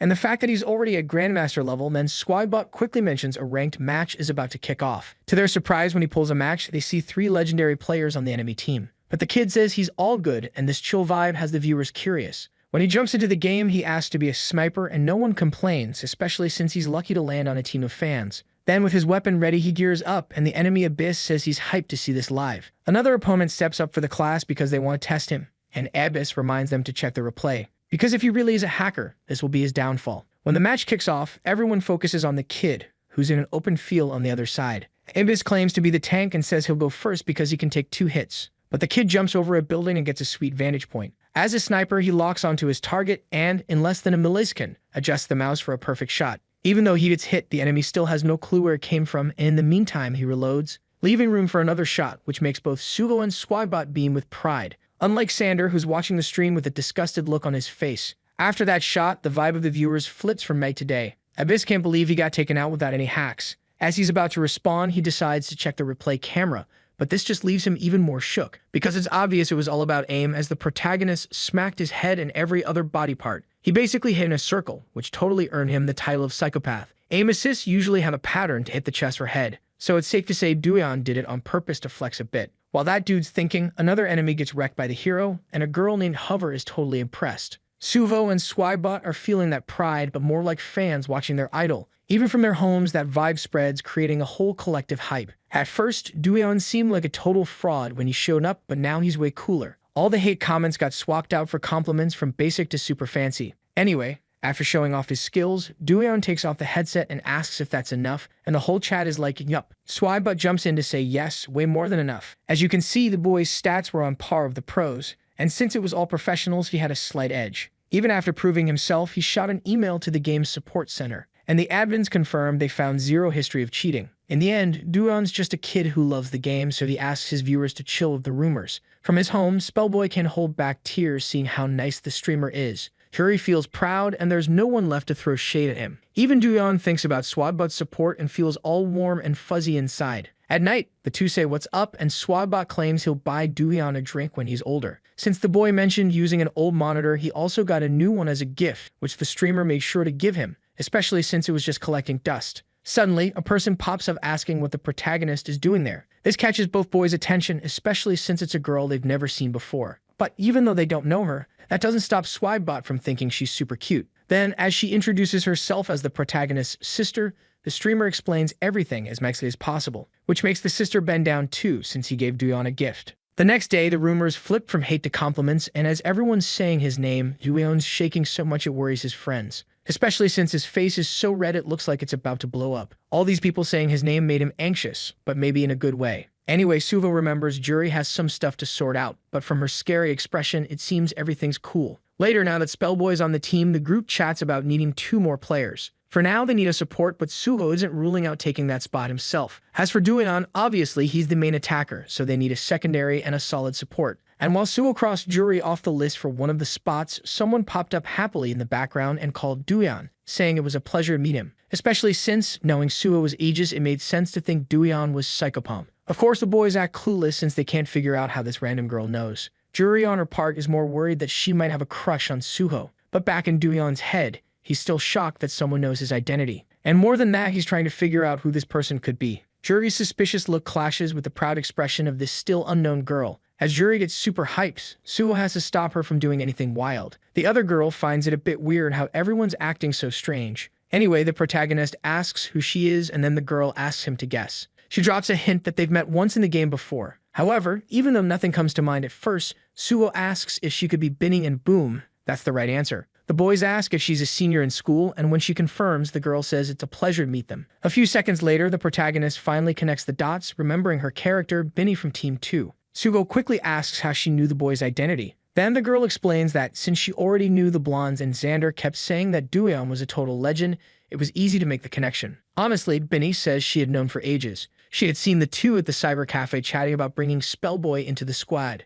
Anyway, the protagonist asks why she's here, and the girl replies that she just wanted to say hi. To introduce themselves, they say they're Dab and Park, while Dueon does the same. Switching gears, Sugo practically yells the girl's name in a panic. He quickly asks if she has a team for the C-Bond yet, because if not, he wants to invite her to join their crew. After all, since she's a legendary ranked player, she must be aiming for the pro scene, but Juri is not vibing with that at all. Back in class, a bit later, the 4 names of the team members are scribbled on a piece of paper. To wrap it up, Suho has one more person in mind, but the biggest dilemma is what to call themselves. That is, until Juri pops up in front of his desk, snatches the pencil, and suddenly writes her player name under Binny's. Suho asks her to erase it, but practically in tears, the girl insists she needs to join the squad. As she said before, she's cool with being just a manager, but super annoyed that he invited another girl. She asks why she can't play too. Suho didn't realize how much she wanted in, so he explains the responsibilities of being a pro. But since she decided to commit to the manager role, he figured it was chill to add her name too. So Sugo asks if she wants to be the group's manager, and without a second thought, Juri jumps at it, throwing herself onto the blonde as a thank you. In the end, this made both of them happy, even if for totally different reasons. Later, in a private group with just the members, everyone's saying what's up. Spellboy kicks things off by saying he loves Dueon so much that he'll only support him. Finally, Sugo tells them that besides not having a full team yet, they're also without sponsors. But he promises he knows where to score some so they can compete in the first league. Back at that pro player's house, one of them in particular is feeling pretty down. Nam just bummed thinking that Psychopomp joined another pro team even after saying he wouldn't. The crew gets Jay's side, especially since Dueon said he wasn't interested in going pro. Then one of them says he'll offer the spot again, and time flies until by late afternoon, the protagonist is scrolling through Suvo's messages. Everyone in the group seems super hyped about the team's future and plans to play that night. So, Dueon feels really good about having a team now. But just as he's almost home, Minho shows up calling him by his nickname. And as the protagonist instinctively turns around, their eyes meet. Dueon doesn't know the player's face yet, but Minho can tell he found the right guy. Still, the protagonist recognizes something in the voice, and having seen a similar pic on Nam's team, finally connects his character in the game with the real-life look, realizing it's Minho. Even so, the hero still doesn't know why he's here, since the guy keeps staring at the picture on his phone. Dueon quickly asks if the boy lives nearby, but he says no and explains he's just there to ask for something. At that moment, the natural response is to ask what it is, but what the boy didn't expect was to be invited to Minho's team. On a Ciebon map with a beach vibe, a pink energy gathers in an enemy's hand. And from his spot, he seems to be hunting for some victims. Binny is hiding in a corner, and beside her is Spellboy ready to roll. Then, as the tank activates his true form and charges in, the DPS covers him from behind with a flurry of shots, which in the end gets wrapped up with just one hit from Spellboy. Still, the battle isn't over because another enemy charges from behind. But this one meets a worse fate, as from the top of the beach observatory, Dueon takes him out without mercy. With another win, Suho praises the team, saying they're working together like pros. Binny gives Spellboy props for being a human shield and even gives his head a little pat. This makes the girl super pumped to keep going, while Spellboy's face turns as red as a tomato. He tries to say he's way older than her, but she doesn't care. Shifting focus, Suha doesn't continue as excitedly because he notices Duyeon's expression is a bit off. Being his colleague, the blonde is going to ask about this behavior that's way more distracted than usual. Then the protagonist says sorry if you messed up the game, promising he'll do better. But Suvo insists that Duyeon is doing great, and still that doesn't seem to change anything.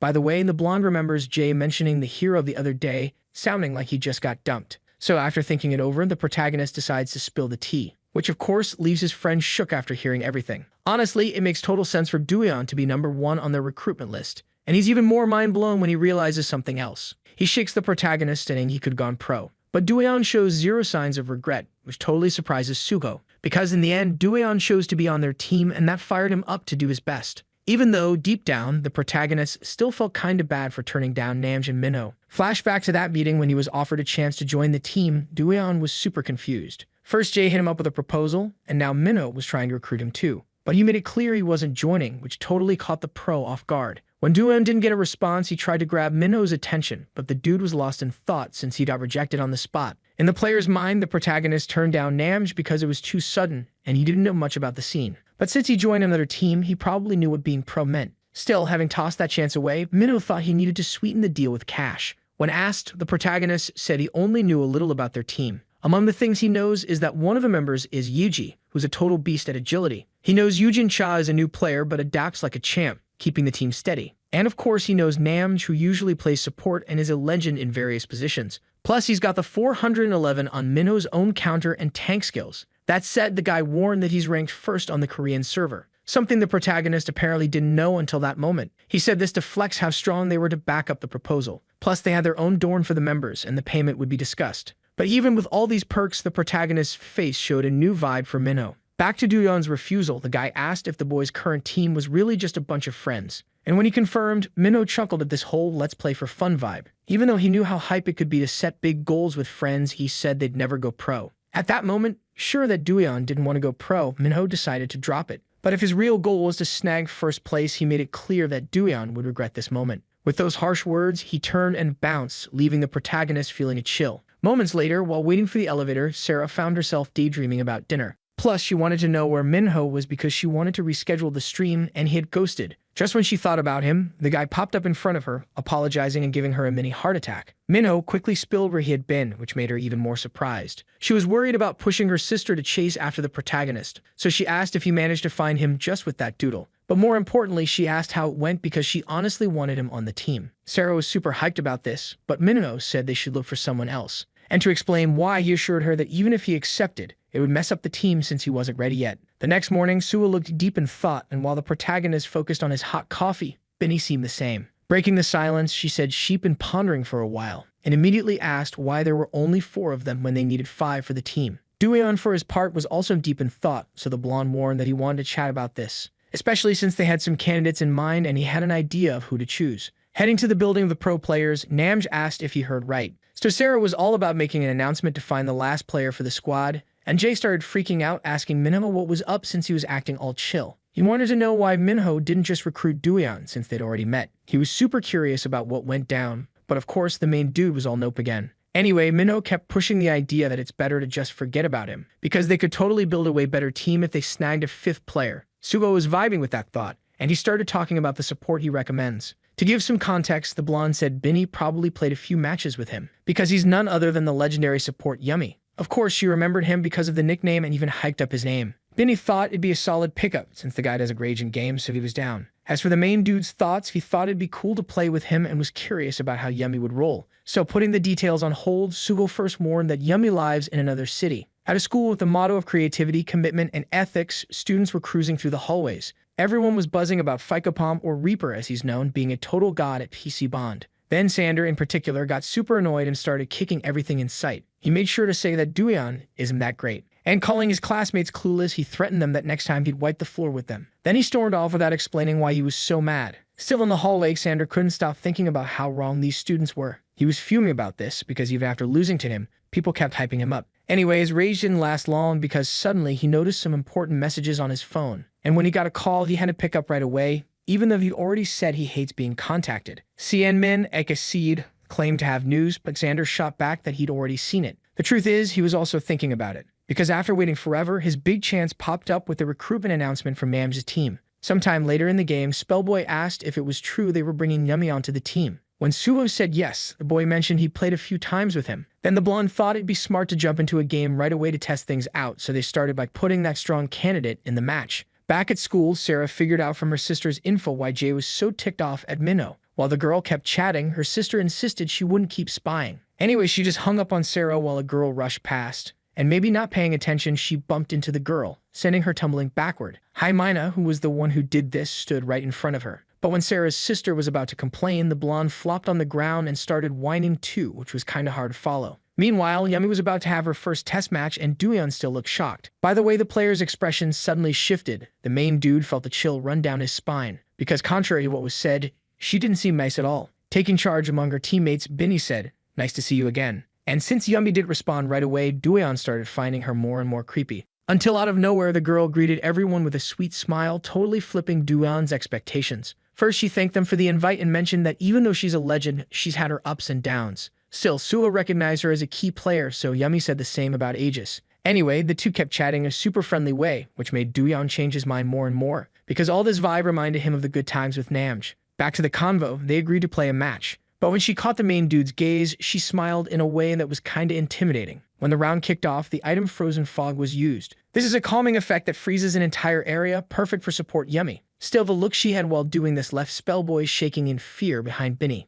And the same went for the main dude who ducked behind Suho. Anyway, when those expressions faded, she motivated them kindly, just like Namj. Behind the team's biggest tank, which is Spellboy, the duelists moved forward. Without wasting time, a player from the other team bolts solo to take out the tank. But Spellboy stands tall, ready to take the hit, and the squad rallies together. Out of nowhere, Yumi, who's lagging a bit, spots some weird movement nearby. That's enough to set off alarms, and she quickly warns the crew. A few seconds later, she yells, giving the main character a heads up to aim left. Just as he does, after a quick search, he spots a sneaky piece of something hiding behind a wall. With lightning speed and precision, Duyeon takes aim and fires, nailing the enemy right in the weak spot. As the enemy goes down, Yumi's face lights up with excitement. She praises our hero's skills, leaving him all blushy and flustered. Noticing Spellboy struggling after losing his transformation, she casts a healing spell that brings him back to full power in no time. So, while she doesn't replace Nam, she definitely holds her own. But then Suho starts taking some serious hits, and Yumi just tells him to fall back. Binny's locked on an opponent up high, but her aim goes off. Instead of throwing shade, Yumi cheers her on, saying it's all good and she'll get it next time. Finally, the whole team is totally under Yumi's spell. At the end of the game, they ask her to join the squad, and she's all in. Suho starts rambling about going pro, but then realizes it's not even needed. Anyway, he heads off to celebrate while Yumi gives the main character a wave. When asked about the team name, Suho jumps in with a suggestion he thought of. Without overthinking it, he throws out the name he thinks is the best. Back at school, when the girls bump into each other in the hallway, Mina is acting all weird, leaving Sarah's sister super confused. To her, it looks like the girl totally mimicked her fall and went down right after. But the crowd that shows up later didn't see it, so they help her up, all concerned. Out of habit, the girl opens her mouth to apologize, but then Juri pulls her away. Juri thinks there's no reason to apologize when the girl's the one who fell. So even being nice, Mina can't help but look annoyed. As expected, her sycophantic friends back up the blonde's story. But Juri saw the whole thing and caught Mina throwing herself onto Bonnie. So she asks why the blonde fell too, which totally catches Mina off guard. After a few seconds of awkward silence where everyone's trying to piece it together, Mina says she lost her balance, claiming Juri should have seen it from far away. She approaches with a sweet smile, asking if the other girl's okay. But Juri makes it clear she's got perfect vision. No issues here. Then switching gears, Mina says it's been a minute and asks how things are. This leaves Juri surprised enough to pause and look down, a bit embarrassed. She shakes her head in confusion, showing she doesn't remember Mina, even though they were classmates. Juri really doesn't seem to care much, but just in case, she says it's nice to see her again. In the end, even the blonde's friends are a bit mesmerized by Juri's vibe. Then Mina's true feelings bubble up, and her fury shows. Anyway, Bonnie struggles to speak when she's cornered. So being defended like that, she starts to admire Juri for real. Back in class, Juri hears about this Yumi who snagged the last spot on the team. Since they want to practice more as a squad, Sugo asks for a practice match. Being the team manager, Juri jumps in to help without a second thought. As they say their goodbyes, Sugo asks when the schedule will be ready. At some point after that convo, Juri types on her phone but starts to freak out. She just realized Sugo told her to do something she has no clue about. The blonde mentioned arranging a scrim, but Juri has no idea it means practice match. The worst part? She can't ask Sugo since she's the manager, But just when things get tense, Bonnie shows up with a gift. To explain, she says it's her thank you for the other day, leaving Juri totally surprised by the gesture, especially since she doesn't even remember helping Bonnie with anything. And of course, this makes Bonnie's happy face drop completely. In screams, she warns about when she fell and got helped, but Juri brushes it off. And the girl says she's fine, even though her hand's all messed up. Anyway, she spots Juri's phone with the search tab open and asks about Scrim. Juri freaks out and yells for her not to peek in her phone. But Bonnie's still curious if it's about CZ Bond, which gives Juri a lightbulb moment. So without wasting a second, she grabs Bonnie's arm and practically drags her along. Bonnie's walking, thinking she messed up, and gets super anxious when Juri starts talking. But all she asks is if Bonnie knows what Scrim means, and Bonnie quickly says it's a casual match. Suddenly, Juri's worried face lights up with excitement. Later, Bonnie explains that these matches happen before real tournaments, and Sid's searching for other terms is in no-go. She suggests typing Psibon Scrim in the search bar. Finally, Juri finds scrimmage in the informal dictionary. Bonnie's like, I've never played, but I know what it means. Without dropping her sister's name, Juri asks how they can make this happen. To give some context, Bonnie spittles the beans about being a team manager, which accidentally connects her to Duyan in Bonnie's mind. Anyway, Juri's super serious about needing to sort this out, so Bonnie's all in. She decides to help with whatever it takes. Juri asks how they'll pull it off, but Bonnie clarifies she has a friend who's also a manager and they swap numbers. But when she gets home, reality hits her hard, shattering her hopes. Bonnie asks her sister for help multiple times. She wants to know how to set up a scrim match, but Sarah's not having it, especially since Bonnie hung up on her last time while she was talking. About that, Bonnie tries to apologize, but remembers she's already asked for a lot. Sarah thinks it's weird Bonnie's making such a specific request since she doesn't even play. So Bonnie has to admit she has a friend who's curious about it. And with that, Sarah agrees to help out of sheer curiosity. To kick things off, Sarah says they need a community first. She warns that info is key and mentions several sites on the topic. One site she highlights is all about CZ Bond. Bonnie's shocked to see Duyan as the cover story on the community site. It explains that you can schedule a scrim by sending an invite on the site, or just set it up more casually like coordinating with friends. But Sarah insists there's a better way to do it, and that's through an app called Concord. Of course, Bonnie's clueless about the app and thinks the name is weird. Her sister explains it connects players via mic chat, but that just confuses Bonnie more since you can do that in the game. So Sarah clarifies that the app is way better and more convenient. In the chats, there are tons of discussions about scrim matches, and in the dedicated chat, over 200 people are connected. Sarah says teams looking for matches usually leave messages and are proactive. That's why she tells Bonnie to just drop the date and wait for a response. Or if not, slide into DMs with the player's private contacts.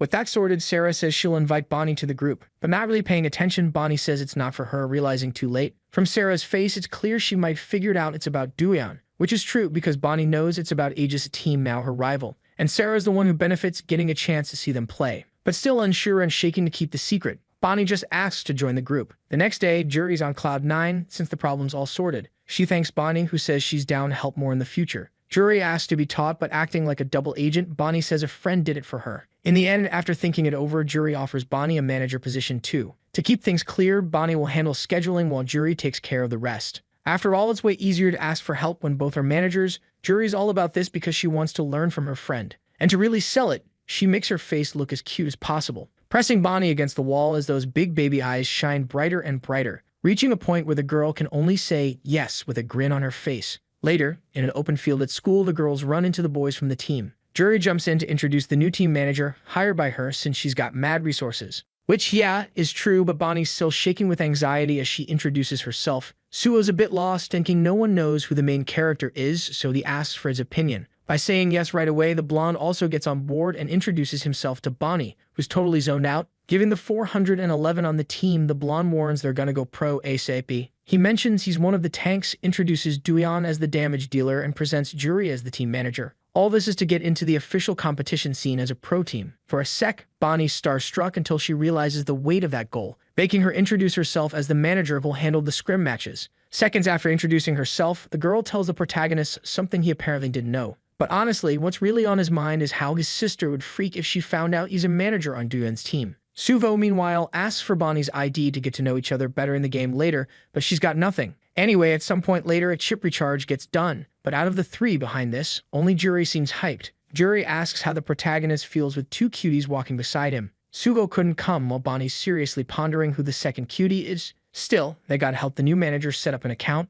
and ironically, this task lands on Duyan, who ends up in the wrong server because he's clueless too. In the end, Juri finds the whole thing hilarious, but then gets serious since she's got a big issue to tackle, Heading to Suvo's house, he asks if his sister needs anything else, and even though they live in the same mansion, he tells her to call, since he'll be busy playing a bit with his team. But after the blonde leaves, the sister grabs a book and starts mumbling complaints while reading. When everyone hops into the game through an invite, Juri, being the first to chat, says she wants to create a skin for the team. Next up is Bonnie, whose nickname is Soybean. The girl's bangs look longer, but not just that, her whole character is reimagined. When she meets Juri, she's blown away by how cute her character is, but Juri says the same. This was the perfect moment for the manager to flex how much cash she dropped. But she doesn't keep bragging since Bonnie's weird way of moving is too distracting. The second manager yells that her screen is spinning non-stop. Even though she's seen it a million times, this is her first time dealing with the controls. Then, after a bit, she stops completely dizzy. To help out, Juri tells her to focus on her left hand. Since it's a game with familiar keys, she warns Bonnie to rest her hand on the WASD keys, and with her pinky, she should always keep it on the shift key. As for the spinning screen, Juri explains how to change the mouse sensitivity with the scroll button. So, after a few seconds of learning, Bonnie's already showing some decent skills. Even though she's still struggling, she starts to get the hang of it, and now the other two group members pop up. Juri quickly asks them to join the voice chat and if they were playing Do, to which Benny replies yes, claiming he carried, sparking a mini argument between the two. Anyway, everyone starts chatting about ranked matches, leaving Bonnie feeling a bit left out. Then she starts getting more anxious, but Doyeon saves the day by putting a headset on her. While Bonnie figures out how it works, Benny keeps teasing Spellboy. That's when he finally gets fed up and delivers a perfect flying kick. But even so, Benny doesn't regret it, since annoying the boy is just too fun. Suddenly, Benny spots a new face and the manager introduces herself. As Spellboy hikes up the girl's voice, Benny instantly calls him a creep. This gets him super mad at her again since he didn't say anything weird. Juri, meanwhile, warns that the girl knows a ton about the game but hasn't played much. When Spellboy can't wrap his head around that, Benny breaks it down that some folks just know the theory. Suvo jumps into the match too, but while they're chilling in a warm-up round, Juri suggests letting Bonnie just watch.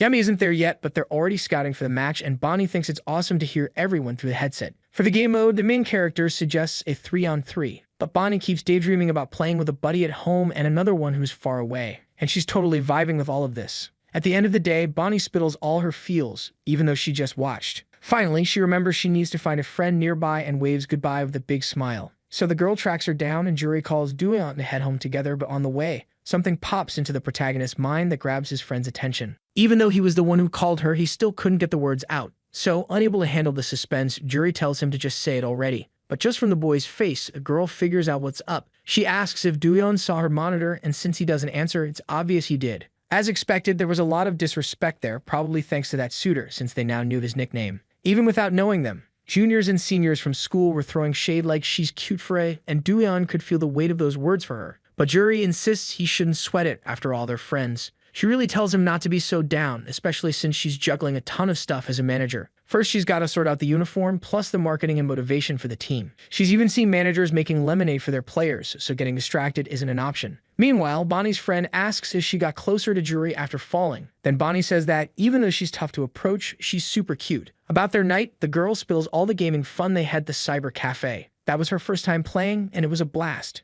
So, even though she wanted to keep showering compliments, she decided to chill there. At the house of the pro players, two members are scratching their heads over the team's strategy. Manhwa stays quiet, and no matter what, Namj insists it still isn't enough. Both Sarah and another dude who seems to be a manager look a bit worried. The girl mentions that her pick will be a solid damage dealer. But Namj says mistakes won't fly because they're not looking for a player to train, but one who's already ready. Even though he was ranked first, Jay stuck to his guns and said no. Both Yuji and Yujin had never seen Jay act like this before. And the same goes for the managers who thought they should chat later. So before anything else, they switch the convo and hunting for snacks. Yujin asks why it's only them who have to go, but they manage to roll with it without arguing. Finally, after the two bounce, the manager thinks hard and calls Jay for a serious chat. Namj keeps thinking the new member needs to be top tier. Then the girl asks to give the guy a shot, since he's more than qualified, saying the Reaper isn't the only good DPS. The male manager cuts in, saying he heard a rumor about a debut competition in China next month. So naturally, Namj starts to freak out while Minho stays super serious.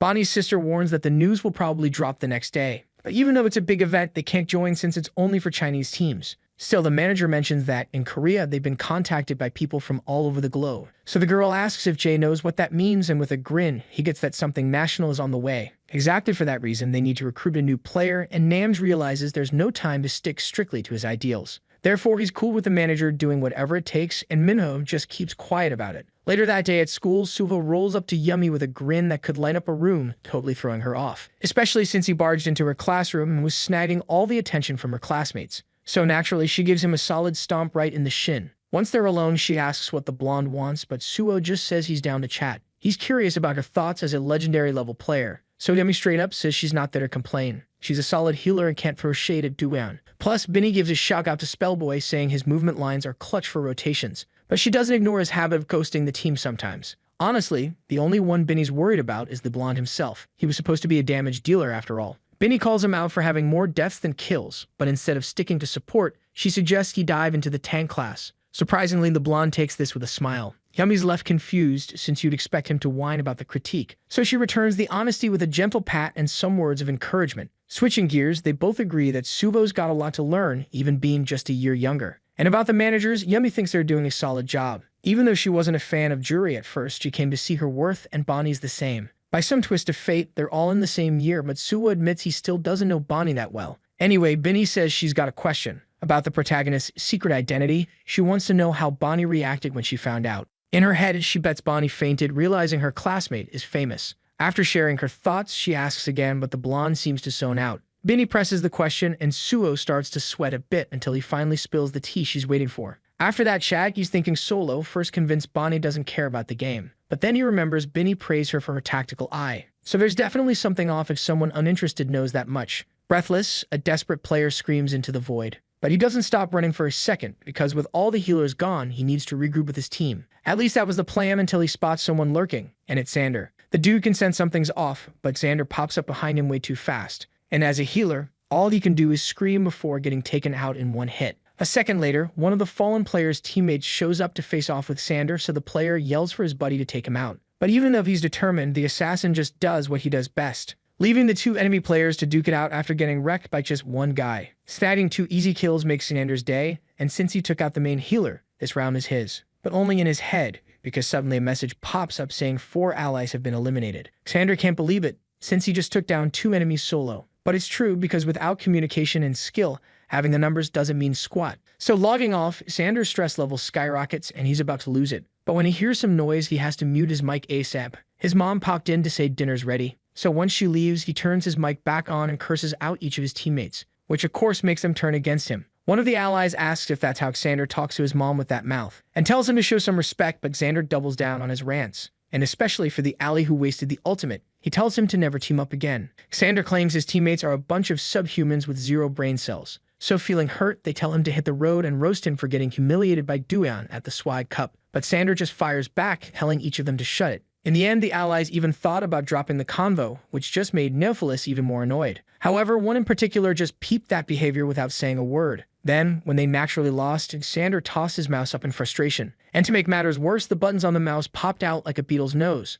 Sometime later, in a custom room, the player Seed hops in. Neophilis quickly mentions being in a bad mood, but she's not about to dwell on that. In fact, the girl gets straight to the point about how things are going. Then he thinks for a second, spills that he's got a super important interview the next day. For Seed, having an interview means he's already in the running. And even though he's not totally sure, Xander happily agrees that he might finally become a pro player. After all, when that happens, he can forget a bunch of bad stuff. Anyway, Xander says with determination that he'll crush these obstacles, and even without saying it, Seed knows he will. After that custom match, a message pops up on the boy's phone, totally catching him off guard. Since there shouldn't be anyone hitting him up at this hour, he goes to check, but there's a nasty surprise, because the manager in charge of interviews just canceled it without a word. On the flip side, Swybot was also surprised, but for a totally different reason that made 0 sense. However, instead of being bummed or annoyed, he was hyped to meet the expectations of a certain request. Elsewhere in the city, coming back from the market, Duan asks his sister to hold the rest of the groceries, but she's not about to be a bother. Still, the protagonist insists she worked hard, but the girl shoots back that he studied hard too. Then the two share a chill moment together. Being real, the sister says studying isn't really in the family genes, but she's glad he's not being lazy. Anyway, the girl asks if he's really going to keep talking to himself in his room every night. Then the protagonist explains that he often plays with his friends. He worries about being a nuisance, but now that she knows the reason, the sister doesn't mind, even though he's not studying as much as he usually plays all night. Switching gears, the protagonist talks about thinking of upgrading the computer, so the girl asks if there's any problem to fix,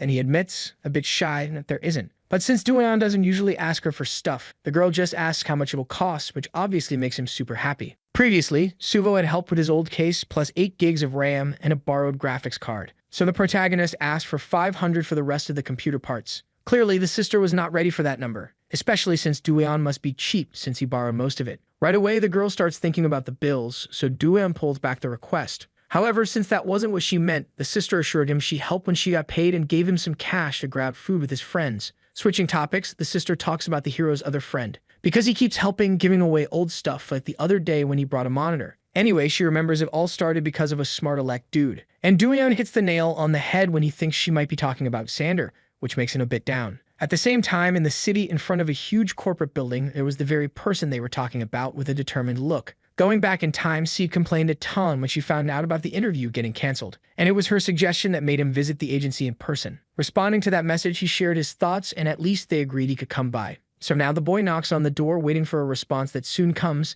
Then he walks in asking for permission. When he sees it's Neophilus there, an employee greets him. He asks the boy to sit down and checks if the place is to his liking. It also offers drinks, but since Sander declines, he gets straight to the point. First, he asks if the young man wants to hear the details. Then Sander simply says he doesn't get why they canceled the interview, when suddenly, the corporate guy admits that Neophilus actually had everything they were looking for. This makes Sander even more fired up and demand a test within the game. However, even though he gets why he's upset, the employee wants to first explain the standards they look for when recruiting. As he is the manager of a well-known team, he was also a player once. But this was something Neophilus already knew because it was impossible not to know his name, Manhwa. As Xander already knows, the manager says that in TC Bond players have unique roles. Some are more chill while others are total chaos. So, bringing together 5 of these wild players is exactly what he's aiming for. But because of this vibe, he puts character above everything else. Xander didn't see this coming, but Simon said that in any squad, character is just as key as skill, especially when it comes to picking players for an esports team. Still confused, Xander quickly asks what's up with his character. Then the manager spills that he still plays every day, and even if he's not as fire as before, he's still a grandmaster. So having played with the best, Simon showed what his character was in PC Bond. The truth is, he's faced a ton of drama playing with Neophilus. To dodge the awkwardness, he asked if they could wrap it up there. Xander still wasn't vibing with it, but even while giving another shot, the manager was sure it'd be a waste of time. Anyway, after all that, the manager asks if there are any more questions. Then, with his head down, Xander accepts everything but asks for the new test, totally unexpected. In this case, while the second manager rolls in, greeting everyone, another meeting gets set up. Xander bows in respect, thanking the manager for his time. And oddly enough, he leaves without blowing up, which Simon totally thought would happen. Anyway, the managers were chatting about some new scoop, the Dueon case. They were planning something for the scrim match, and sadly, Xander overheard while sneaking out through the halls. So being far from that room, he couldn't hold back his rage anymore. With everyone in a custom match, Suho reminds them that today is the day of their first scrim. With a snap of his fingers, the second manager pops up and announces they'll face a team called United Pizza Union. Among the team members are pepperoni, hot barbecue, super supreme, double cheese, and Hawaiian. Apparently, they love pizza so much they combine their names, and even though they're lower ranked, Suho doesn't sleep on them. The first strategy is to bring Binny and Dueon to take out the enemy tank ASAP. Then the manager says the match will be split into 2 parts, and with everyone ready,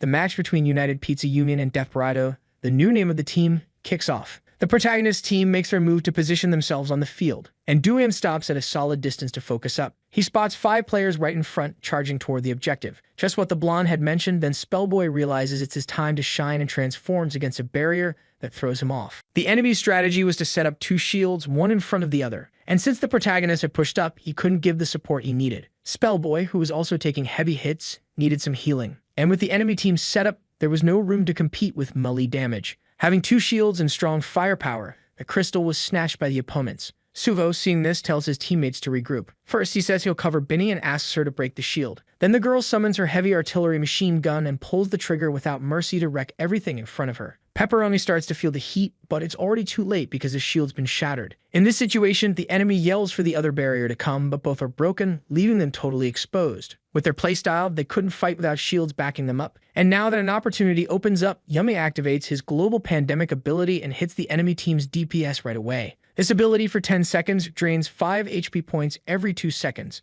Plus, the affected player spreads the same effect to all allies within 3 meters. Naturally, the DPS had no choice but to back off. But that's exactly what needed to happen for Dueon to take him out without breaking a sweat. Anyway, things start to get desperate for the enemy team. And at the last second, all they could do was complain about not having a ranged DPS on their squad. Back in the custom room, the managers ask how the experience was. Suho says he's down for 3 rounds, and Jury mentions she recorded everything. Finally, Suho's big question goes to Binny, asking her how she did in the game. But this time, the girl says she has nothing to complain about, much to the boy's delight. Spellboy, for his part, says he felt more tense than in ranked matches. But Binny makes sure to cheer him up, telling him to just celebrate. In any case, a message on the blonde's monitor grabs attention. But even though it's good news about an update, it turns out the game is going into maintenance. But way more important than that, a player named Swibut suddenly hops into the match. When he joins, he greets everyone with a grin, and Spellboy especially is totally hyped. So hyped that Benny feels a bit left out, which is kinda sad. Anyway, Swibut asks how things are going since he knows about the scrim match. But then switching gears to what he really wants to know, Sugo asks if what he heard is actually true. There was an announcement, and without missing a beat, everything was laid out, leaving Suho more skeptical, because apparently they were accepting applications for a competition happening in Korea.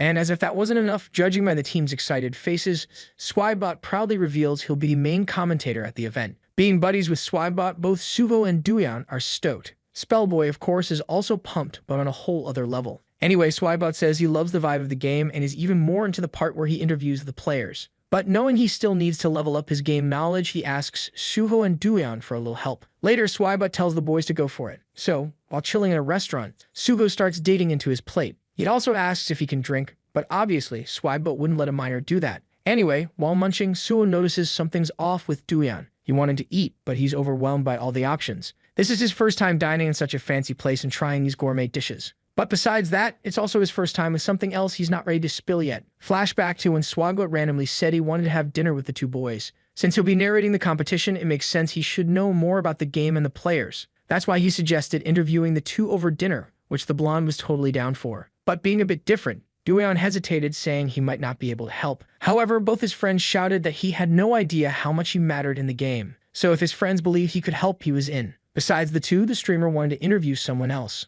But since it wasn't confirmed yet, he said he'd have to call them first. Namj, who was first on that list, was also the first to shut down Swibot's request without mercy. He explained he was busy with team stuff, and as always, Minho said nothing, so the streamer had to roll with it, saying out loud that unfortunately he'd only be interviewing Duyan and Suho. Maybe that was Swibot's strategy, because when he heard the protagonist's name, his heart raced. As he streamed the Swag Cup, the streamer said it made sense to call them first. Then Namj changed his mind and shouted Minho's name. All the while, the boy tried to remember his commitments, but Jay's insistence was so strong that he ended up crying and convinced his friend. Because of all this, back in the present, the two walk into the restaurant. However, before reaching their spot, Namj starts sweating bullets. To chill his buddy out, Minho jokes that the Reaper is just a high school student, but that only makes Namj's nerves go through the roof. Anyway, one of the restaurant staff points out their table. Namj can't stop thinking he's finally gonna meet the Reaper, but coincidentally, Duyan is also feeling anxious at the table. Finally, Namj introduces himself and Swibot thanks him for showing up. But to his surprise, the Reaper is exactly how he imagined. In fact, even more familiar than he thought, like a younger brother. In the protagonist's mind, he's also a bit shy about facing the two directly. Anyway, with dinner on the table, Swibot asked if players mess up during competitions, and they say yes.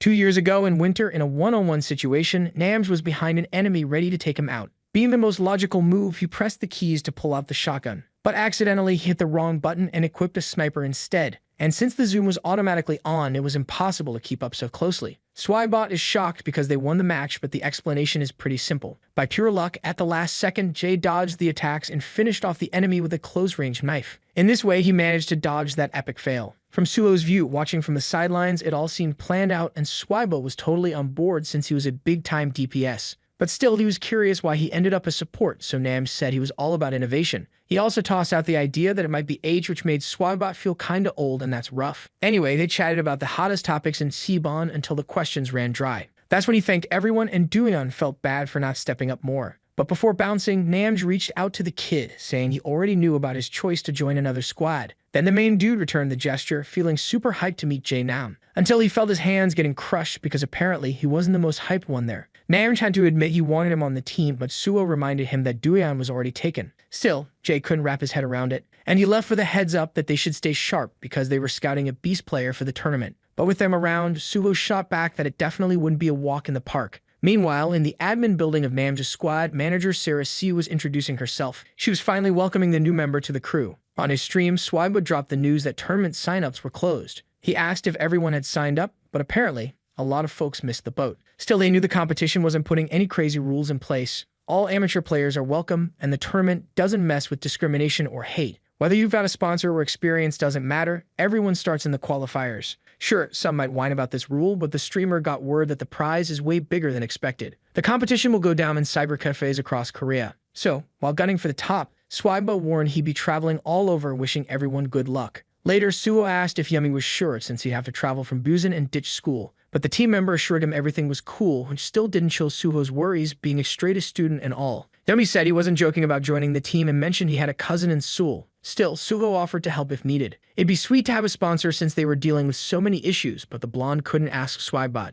Anyway, the convo switched to Spellboy's commitments. Then, while they were chatting, the managers were whispering about some stuff in the background. In any case, Suho was pumped about the chance to win but wasn't slacking on school. But when he said this, both his classmates and Binny, who was older, and Juri herself got super worried, which made it clear they were totally forgetting about exam season. After a bit, Suho said goodbye to his classmates and especially to Juri. As he said, he dove into an intense training routine in the game, but still kept up with his studies until he nearly dozed off sitting up. Meanwhile, the managers were grinding too, and with some fabric, they were planning a special uniform. Dooyeon, on his end, couldn't even catch some Z's without getting a message on his phone. And Binny was dealing with issues from skipping class as usual. In a chat with the event presenters, Yumpo mentioned it's wild that over 1,000 teams are hitting the qualifiers. This time, the championship is limitless and the prize is way bigger. That's why the audience hit over 15,000 players. For the streamer, this is a double-edged sword, making it tough to figure out where all that cash is coming from. Stwybot himself has no clue where the funding is coming from, but Yumpo isn't shocked to hear about the big sponsor behind all this.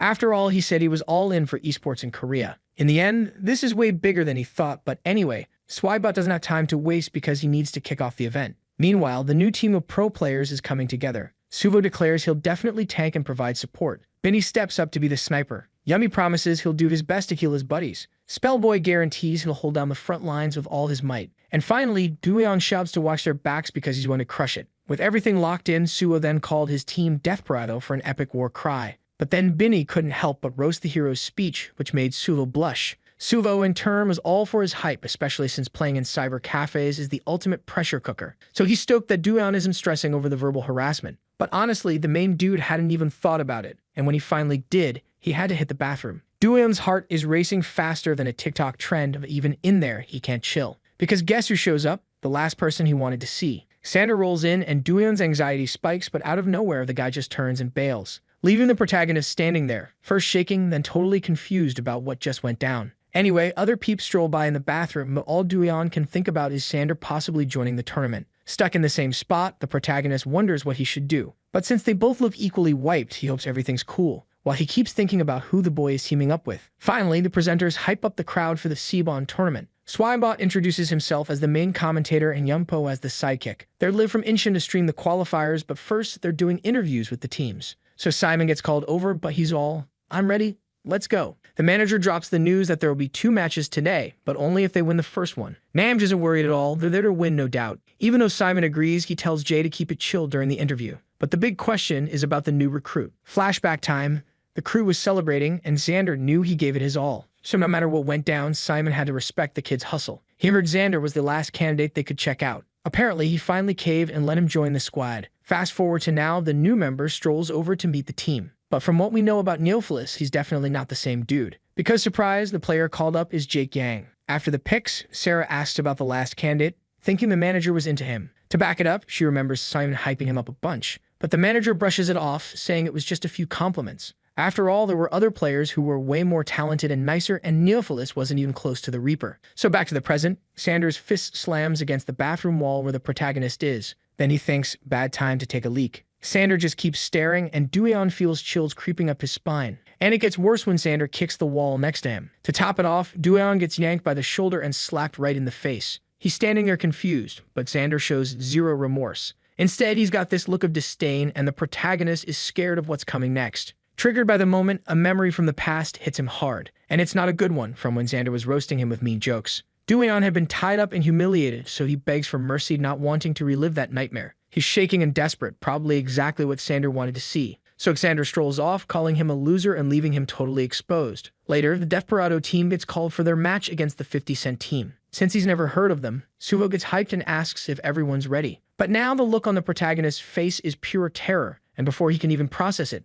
the match kicks off. For Suvo, it's obvious Dooyeon's not feeling it. And from his own experience, he knows it's dangerous when his buddy's in this state. He yells to warn Binny about what's going down. But then, precise shots cut through the convo, and suddenly, a bunch of enemy kill messages pop up. That's not how Dooyeon usually rolls, he's in full crisis mode. So maybe this time, the Reaper decided to channel his feelings differently. Inside the game, the enemies try to stick together to tackle the situation. But one of them hears a weird noise, and at that moment, Dooyeon's already behind him. Then, with a quick squeeze of his trigger, it's all over before Suho can even blink. Despite going off, the blonde tells his friend to regroup, but he just doesn't listen and keeps charging in, taking out enemies left and right, until one of the players shouts out, accusing the protagonist of using hacks. Suho knows this is a classic move when facing Duyan for the first time, but this was a set match. The opponents were diamond ranked, so even though he took out a bunch, his aim was still kinda off. Honestly, he was just charging in without any cover, totally wild, which was a major overreaction. With another shot, the protagonist takes out the enemy and slides through the base. Duyan was playing without a care in the world, which was nuts cause any decent opponent would have taken him out already. Anyway, the third round wraps up with the Desperado team snagging the win.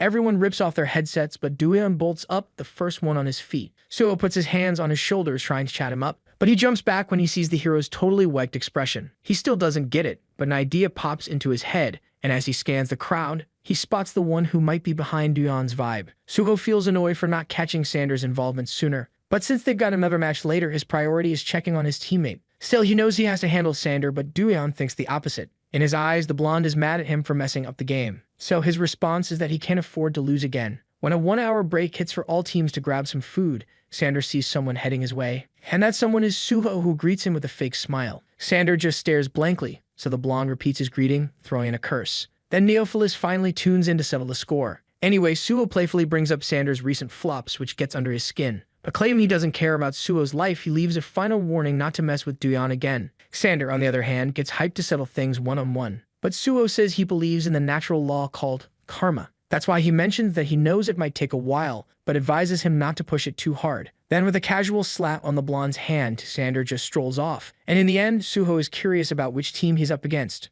But coincidentally, Sander heads straight for a guy who might have the answer and who's also total trash. Back with the team players, Spellboy suddenly gets a knee from Binny from behind, crashing to the ground like a toddler. Anyway, as he gets up, the girl offers him some snacks. Maybe because he's annoyed with her, Spellboy declines, then it's offered to Yummy, who happily accepts. While they munch, the two chat about how good the snacks are, but Spellboy thinks it's weird that his buddy is acting so formal. Since they're in a competition, Yummy thinks it's natural to be a bit more chill. But since they're on a break, he asks for more snacks from Binny, calling her bro. Anyway, Spellboy's eyes meet the girls and he quickly looks away. But instead of judging him, Binny actually thinks it's super cute. When the managers roll up to the cyber cafe where the competition is happening, it's packed. Everyone there is local players ready to compete. When he spots the two, Suho greets them asking if they found the place okay. But instead of answering, Juri just shows off a support poster she made for him. Spellboy, meanwhile, has never seen the girls and they've never seen him either. So it gets a bit awkward since Juri and the guy are shorter in the game. Anyway, Bonnie starts giving Binny a hand massage while asking about the earlier match.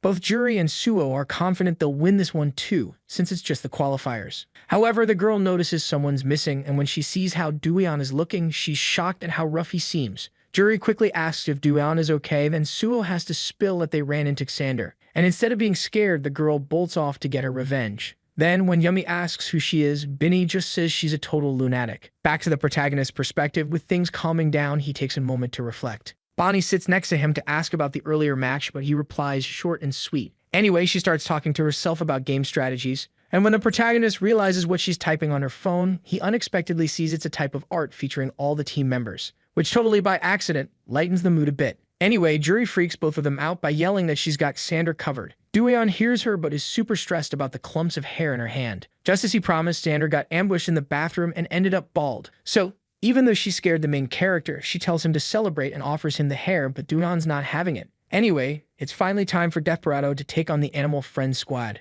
So, with everyone in their gear, Suho leads the crew to their seats. But then the blonde notices Xander's also in the Burning Ambition match against Hello World, which complicates things. But even after all that drama, when Duyan takes a breather, he realizes he's not shaking anymore. For the group's luck, when the match kicks off, Suho checks the enemy ranks and they're all below the master. And this time, Spellboy tells our hero to stay behind him. On the enemy team's side, their cute avatars are all, "We've never faced Desperado before." So one of them suggests they should say hi to be friends. But soon enough, that friendly vibe drops, showing this hi isn't as chill as it sounds. The group zooms forward at a speed that leaves the allied team shook. One of them, rocking a Jaguar avatar, locks onto Yummy, who's so stunned he can't even move. After all, with all 5 enemies right in front of him, he's got no options. Yummy yells to his team that he's never been targeted so intensely. But Duyan tells him to chill, saying he's got this, and takes out 2 of them with a few shots. Suho also catches an opponent who's not great at dealing damage and calls for the protagonist, who, responding without a hint of panic, makes him super happy. Just for that, he hugs his friend, saying he's proud of his progress, and for some reason, Duyan feels better. Sure, he's still scared of Xander, but memories of Juri standing up for him are flooding back. From those times she defended him, just like now when she got revenge for him. All of this was aimed at helping the protagonist shake off that trauma, and it finally worked. Desperado wraps up the match with a 2-0 win, moving on to the next day. On the flip side, Burning Ambition also gets announced with a perfect victory. But even with Xander right there and Sugo feeling salty about it, at least Doyeon's feeling more confident. In messages, Sarah asks if her sister's in the next qualifier, and Bonnie replies that she is. Sarah gets the scoop on the 2 wins, and Bonnie hears about her older sister's team's success too. Anyway, Sarah already knew Desperado wouldn't go down without a fight. In the end, Eugene says they need to bounce now, so Sarah suggests hitting up a barbecue spot. From Bonnie's view, she doesn't get why Sarah is so into her team, but she definitely knows her sister's plotting something. Anyway, all that worry gets pushed aside a bit to focus on the moment. Juri gives props to Suho, but also to Spellboy, which makes his ego skyrocket. Benny and Yumi trade compliments, and the same friendly banter happens with Doyeon and Suho. So watching all that makes the girl's heart race, thrilled that everything's going smoothly. Finally, Suho goes to thank the managers for the uniforms, but since no one else did, Bonnie thinks he crossed a line. The blonde, though, insists that the gear is boosting the team's confidence, because it looks like they've already secured a spot in the quarterfinals, and for that, he's grateful. Then, happier than ever, the managers announce they'll also create a logo and a slogan. Bonnie's feeling more and more like celebrating with them. And while everyone's grinding hard, she thinks they should really pitch in with all the support to help them win. That night, banging on the door, Sarah storms in asking for drinks for everyone. Then Bonnie tells her to chill and complains about how her sister always pulls this kind of stunt. Sarah's dead tired, and she envies Bonnie because she's out having fun with friends while she's swamped with work. So feeling a bit bad, the girl fills just 1 cup for her older sister, who chugs it right away, feeling way more refreshed when she's done. Sarah hugs her sister, crying over all the work she had to do to bring the players together and handle the commitments. But she's also curious about where her sister's team will play next. However, the message for both was the same: return to the arena the next day. And to make things even crazier, Simon called, and the girl totally freaked out. Sarah picked up, staying chill, but made it clear she couldn't stand him. Anyway, about the game, she said Eugene and Yuji were crushing it. They had practiced all sorts of scenarios with Minho and Naeumch,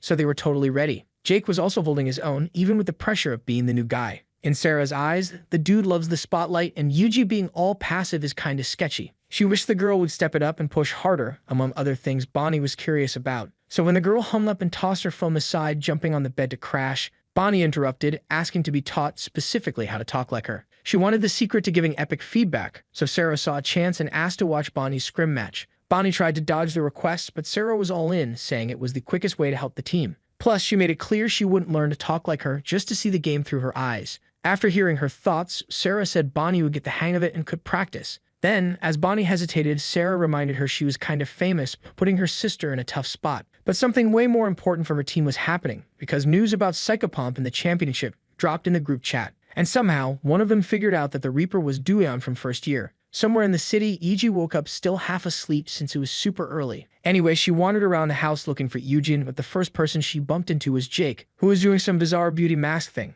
Iji asked what he was up to so early, and the dude said it was his skincare routine. Since they were meeting fans, he thought it made total sense to keep his skin fresh, so she didn't question it. He even offered her some of his products, but Yuji figured it was better to practice instead. Still, before anything else, Jake asked her to pose and snapped a pic for social media. So he started posting with the caption, "We woke up early for the competition." And of course, Yuji started thinking he was a bit odd. In no time, the photo racked up over 2,000 views, and Jake was stoked about the compliments. But one comment caught his eye, talking about Psychopomp instead of him. He remembered this player from the Swagbot Streamer Cup, but the fact that he was in the tournament was not good news. In the protagonist's room, he woke up to his phone buzzing with messages. Everyone was already getting ready, so he started to feel the nerves while still in bed. Doyeon headed to the kitchen and told his mom how anxious he was. Then his mom asked what was up, if it was about the tournament. Since today was the big day, his older sister offered him a drink that might chill him out. While he sipped, he explained to his mom what this tournament meant to him. Finally, Doyeon finished his drink and realized he should have eaten something, so his sister offered to heat up some soup while he showered.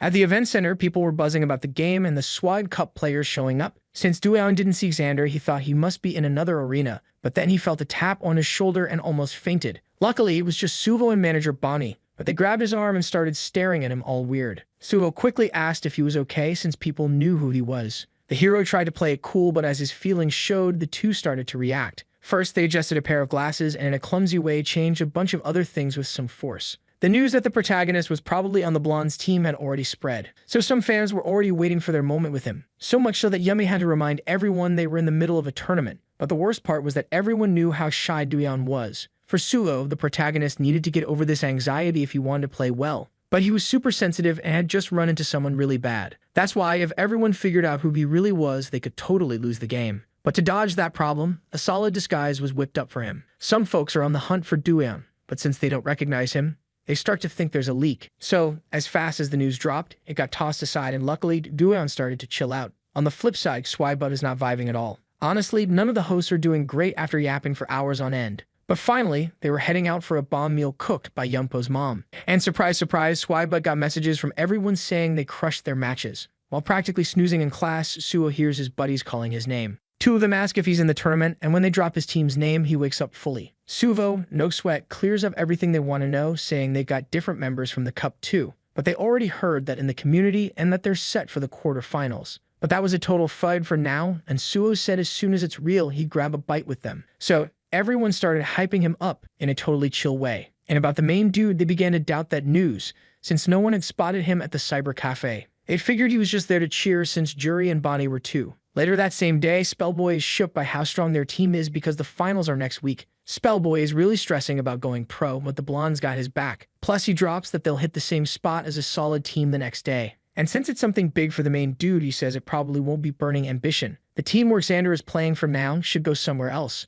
Spellboy, on his end, warns that someone's blowing up his phone with messages. But Suho says it's not about his looks, it's because of the Swag Cup they joined. What Spellboy doesn't catch, since he wants to keep believing he's a heartthrob. So Suho doesn't interrupt him, since keeping the group's vibe high is key. After all, this is their big shot to become pro players. The rest of the team lets out a war cry, and Dueon locks eyes with Juri. He notices she seems as friendly as ever, and knowing everything he did, focuses on the now. In the game, the team's next match, the main dude aims with his sniper at an enemy who's totally zoned out. And because of that, he hits a clean shot that takes him out completely, making Def Bruno rack up another win. The team is already in the top 64, qualifying for the afternoon match. And for some reason, Spellboy keeps bragging about his plays to Binny. Bonnie, for her part, gives props to the main dude. Then he asks if she can send the art she drew of the team to his phone. When he says art, she gets confused and asks if it's what she made when she was bored. The main dude confirms. So without a fuss, she just sends it, making Dueon happy and Bonnie blush. Juri also pops up asking if Bonnie drew something. So the main dude shows her part of the art, making Juri say it'll bring good luck. Then Dueon makes sure to thank her again, but Bonnie has something else to say. For the next play, the Micro Black team will face Rainy Night. Spellboy is hyped about the chance to beat everyone, but that weird dude from before shows up, recognizing Juri.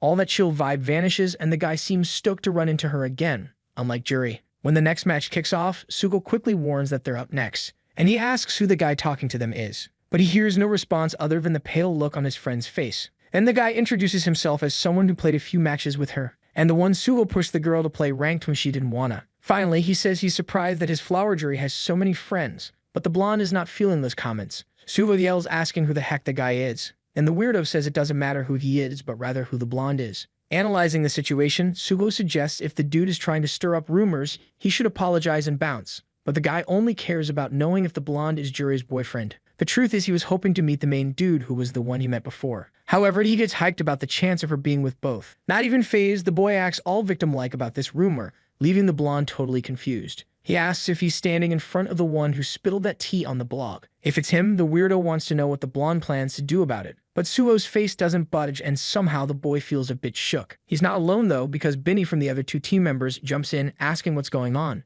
And Spellboy is giving the boy a serious stare down. Binny's getting super annoyed, but the stalker is even more heated, since Juri has so many flashy friends. Anyway, trying to keep his cool, he asks if this is the squad the girl is rolling with now. But Binny steps in front of her, saying to hold up a sec, and when a flash goes off, she gets even more ticked. For some reason, a random girl thought it was a good idea to snap a pic, so Binny just snatched the phone from her hand. And while the girl's trying to apologize, she deletes the photo and hands it back, still not accepting the sorry. Anyway, someone calls the stalker because their match is about to kick off, so he has to bounce. When he leaves, the team's buzzing about who this weird dude is. But at least Suo's keeping quiet, which makes Juri a bit uneasy. Dueon, on the other hand, is curious about what he wants with them again. But he's sure Juri is good since she didn't do anything wrong. Still, the protagonist knows it's gotta be tough for her, but they got her back. One of the crew thinks the commotion is because of a fight, but even if nothing went down, if they found out, it could mess up the team. And knowing this, Juri just decides to dip, leaving Dueon all confused. After a bit, the team can't find her, so they think she's gone home. Binny didn't know the girl well enough to say much, but she knew Juri wouldn't bail without a reason.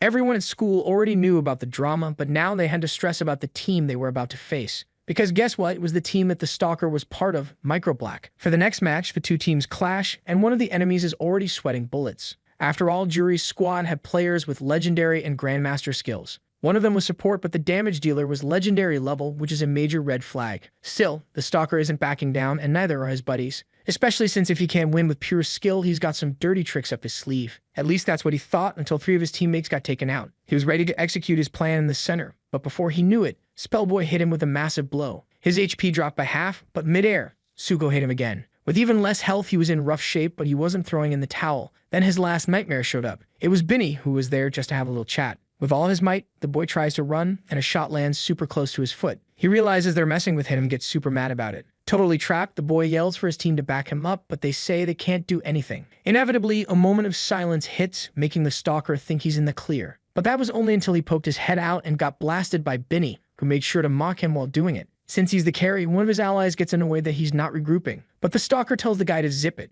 since he's about to use a healing ability. He doesn't care if Binny's a legendary DPS because he's not doing too shabby with his current rank. So he shouts that the girl probably ranked up with a low job, just like his friend's sidekick. And this time, he actually gets under Binny's skin on the other side of the screen. The girl asks how good Dueon's aim is now, and the protagonist says he's got about 92% accuracy. Then she asks, and he immediately agrees to handle 4 remaining enemies. Finally, when he responds, the stalker runs to regroup with the team, but right at his base, Binny's already waiting for him. And when he turns around, the girl jumps on him wildly, grabbing him by the neck and slamming his avatar against the wall, creating a crack. The stalker gets annoyed that Binny is unarmed but accepts the challenge to throw down anyway. In her first move, she dodges and he tightens his fists even more, but for some reason he just can't land a hit. The girl, on the other hand, claims it's all about the skill gap and decides to show him how a real punch goes down. After getting hit again, the boy runs off to heal and regroup, sticking to his game plan. But then a giant rock crashes down right in front of him. This was Sugo's ultimate, which in a normal game shouldn't even be used here. But for him, all that mattered was the chance to wipe that worm off the map. The stalker gets hit with a paralysis effect for 2.5 seconds,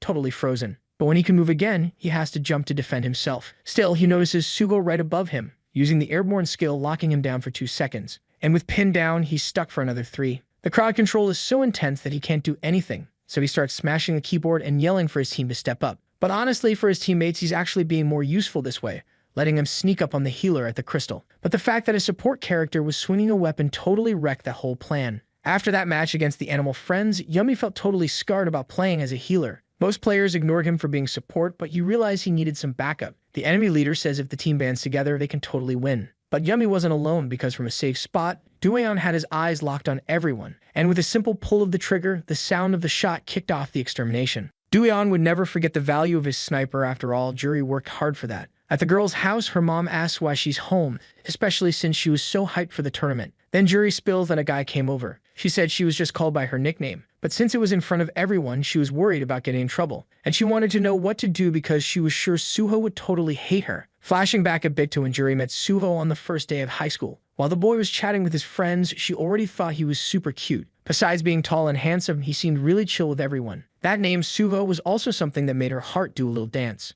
So, being the determined girl she is, she didn't waste time poking the blonde and introducing herself, asking to be friends. Of course, Suho didn't say no and shot her a smile. That day, Suho was especially attractive to her. That's how Jury fell for him without even realizing it. Not long after, she called the boy, but he said he was busy, which wasn't a big deal knowing he was studious, until she found out it wasn't homework. While reading his notebook, a friend asked if he was playing C-Bond, and he said he was. The server was already open, so the blonde said he'd play when he got home. His friend, though, suggested they hit up a cyber cafe together. And even though he preferred gaming at home, Suho agreed since it was the first day of school. This made Jury realize they were both really diving into this.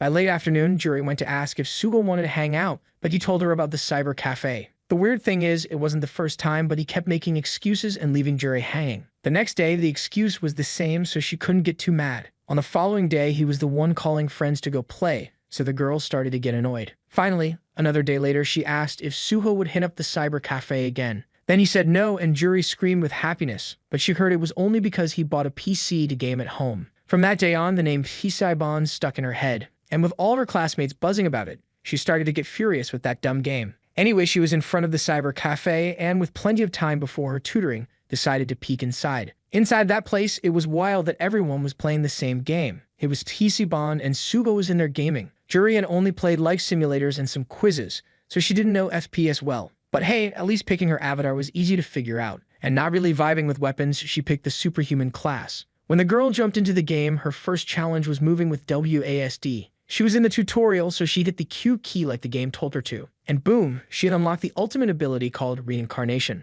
Even though those were just NPCs getting saved by her magic, their thank you messages made her eyes sparkle. That's when she figured out that Hiseban could actually be a blast. The next day, she sprinted over to Suho, who totally ignored her as usual, but this time he caught wind that she had played the game. Suddenly, the blonde was all ears and Juri said she finally got why he was so into it. Suho, acting like a total fanboy, asked what she played and if she was down to play again. When she answered, the blonde hyped up her setup, saying it was on point. Juri was stoked because she picked randomly but still got lucky with the meta. Suho was hyped to explain how OP the healing was with the CDR of the superhuman healers, and Juri was shook. But the best part? He asked for her ID so they could squad up. So they had that gaming session together, but Suho was way better than she expected. She heard him giving orders, but they sounded like a foreign language. Still, she loved playing with him, especially when his angelic voice came through the chat. That's what made her want to practice more. But then, when ranked matches blew up, Suho coasted her for casuals. He bounced, telling her to find a position. Thinking it was some kind of challenge and remembering all she learned from Suho, the girl felt confident. But even without being a pro, she knew that the silver rank she snagged was pretty trash. Still, she was cool with chilling away from Suho and kept enjoying the game. But in her matches, Juri kept getting stuck with super impatient teams. She didn't want to chat on voice, but it felt weird to play without a mic, so she yelled that she couldn't heal if they were too far. And at that moment, the stalker heard her, realizing right away that it was a girl's voice. At the end of the game, the guy flattered her, saying her healing was pro level, so Juri tried to keep it humble. Anyway, he invited her for a duo, and since she couldn't play with Suho anymore, she thought it was a solid offer. Plus, the guy seemed chill of all the compliments he was throwing her way. When he found out she was in high school, he asked when she'd log in the next day. But since she wasn't sure, the girl dropped her number for the stalker to hit her up. And that's how Juri started getting tangled in the web of a not-so-cool spider.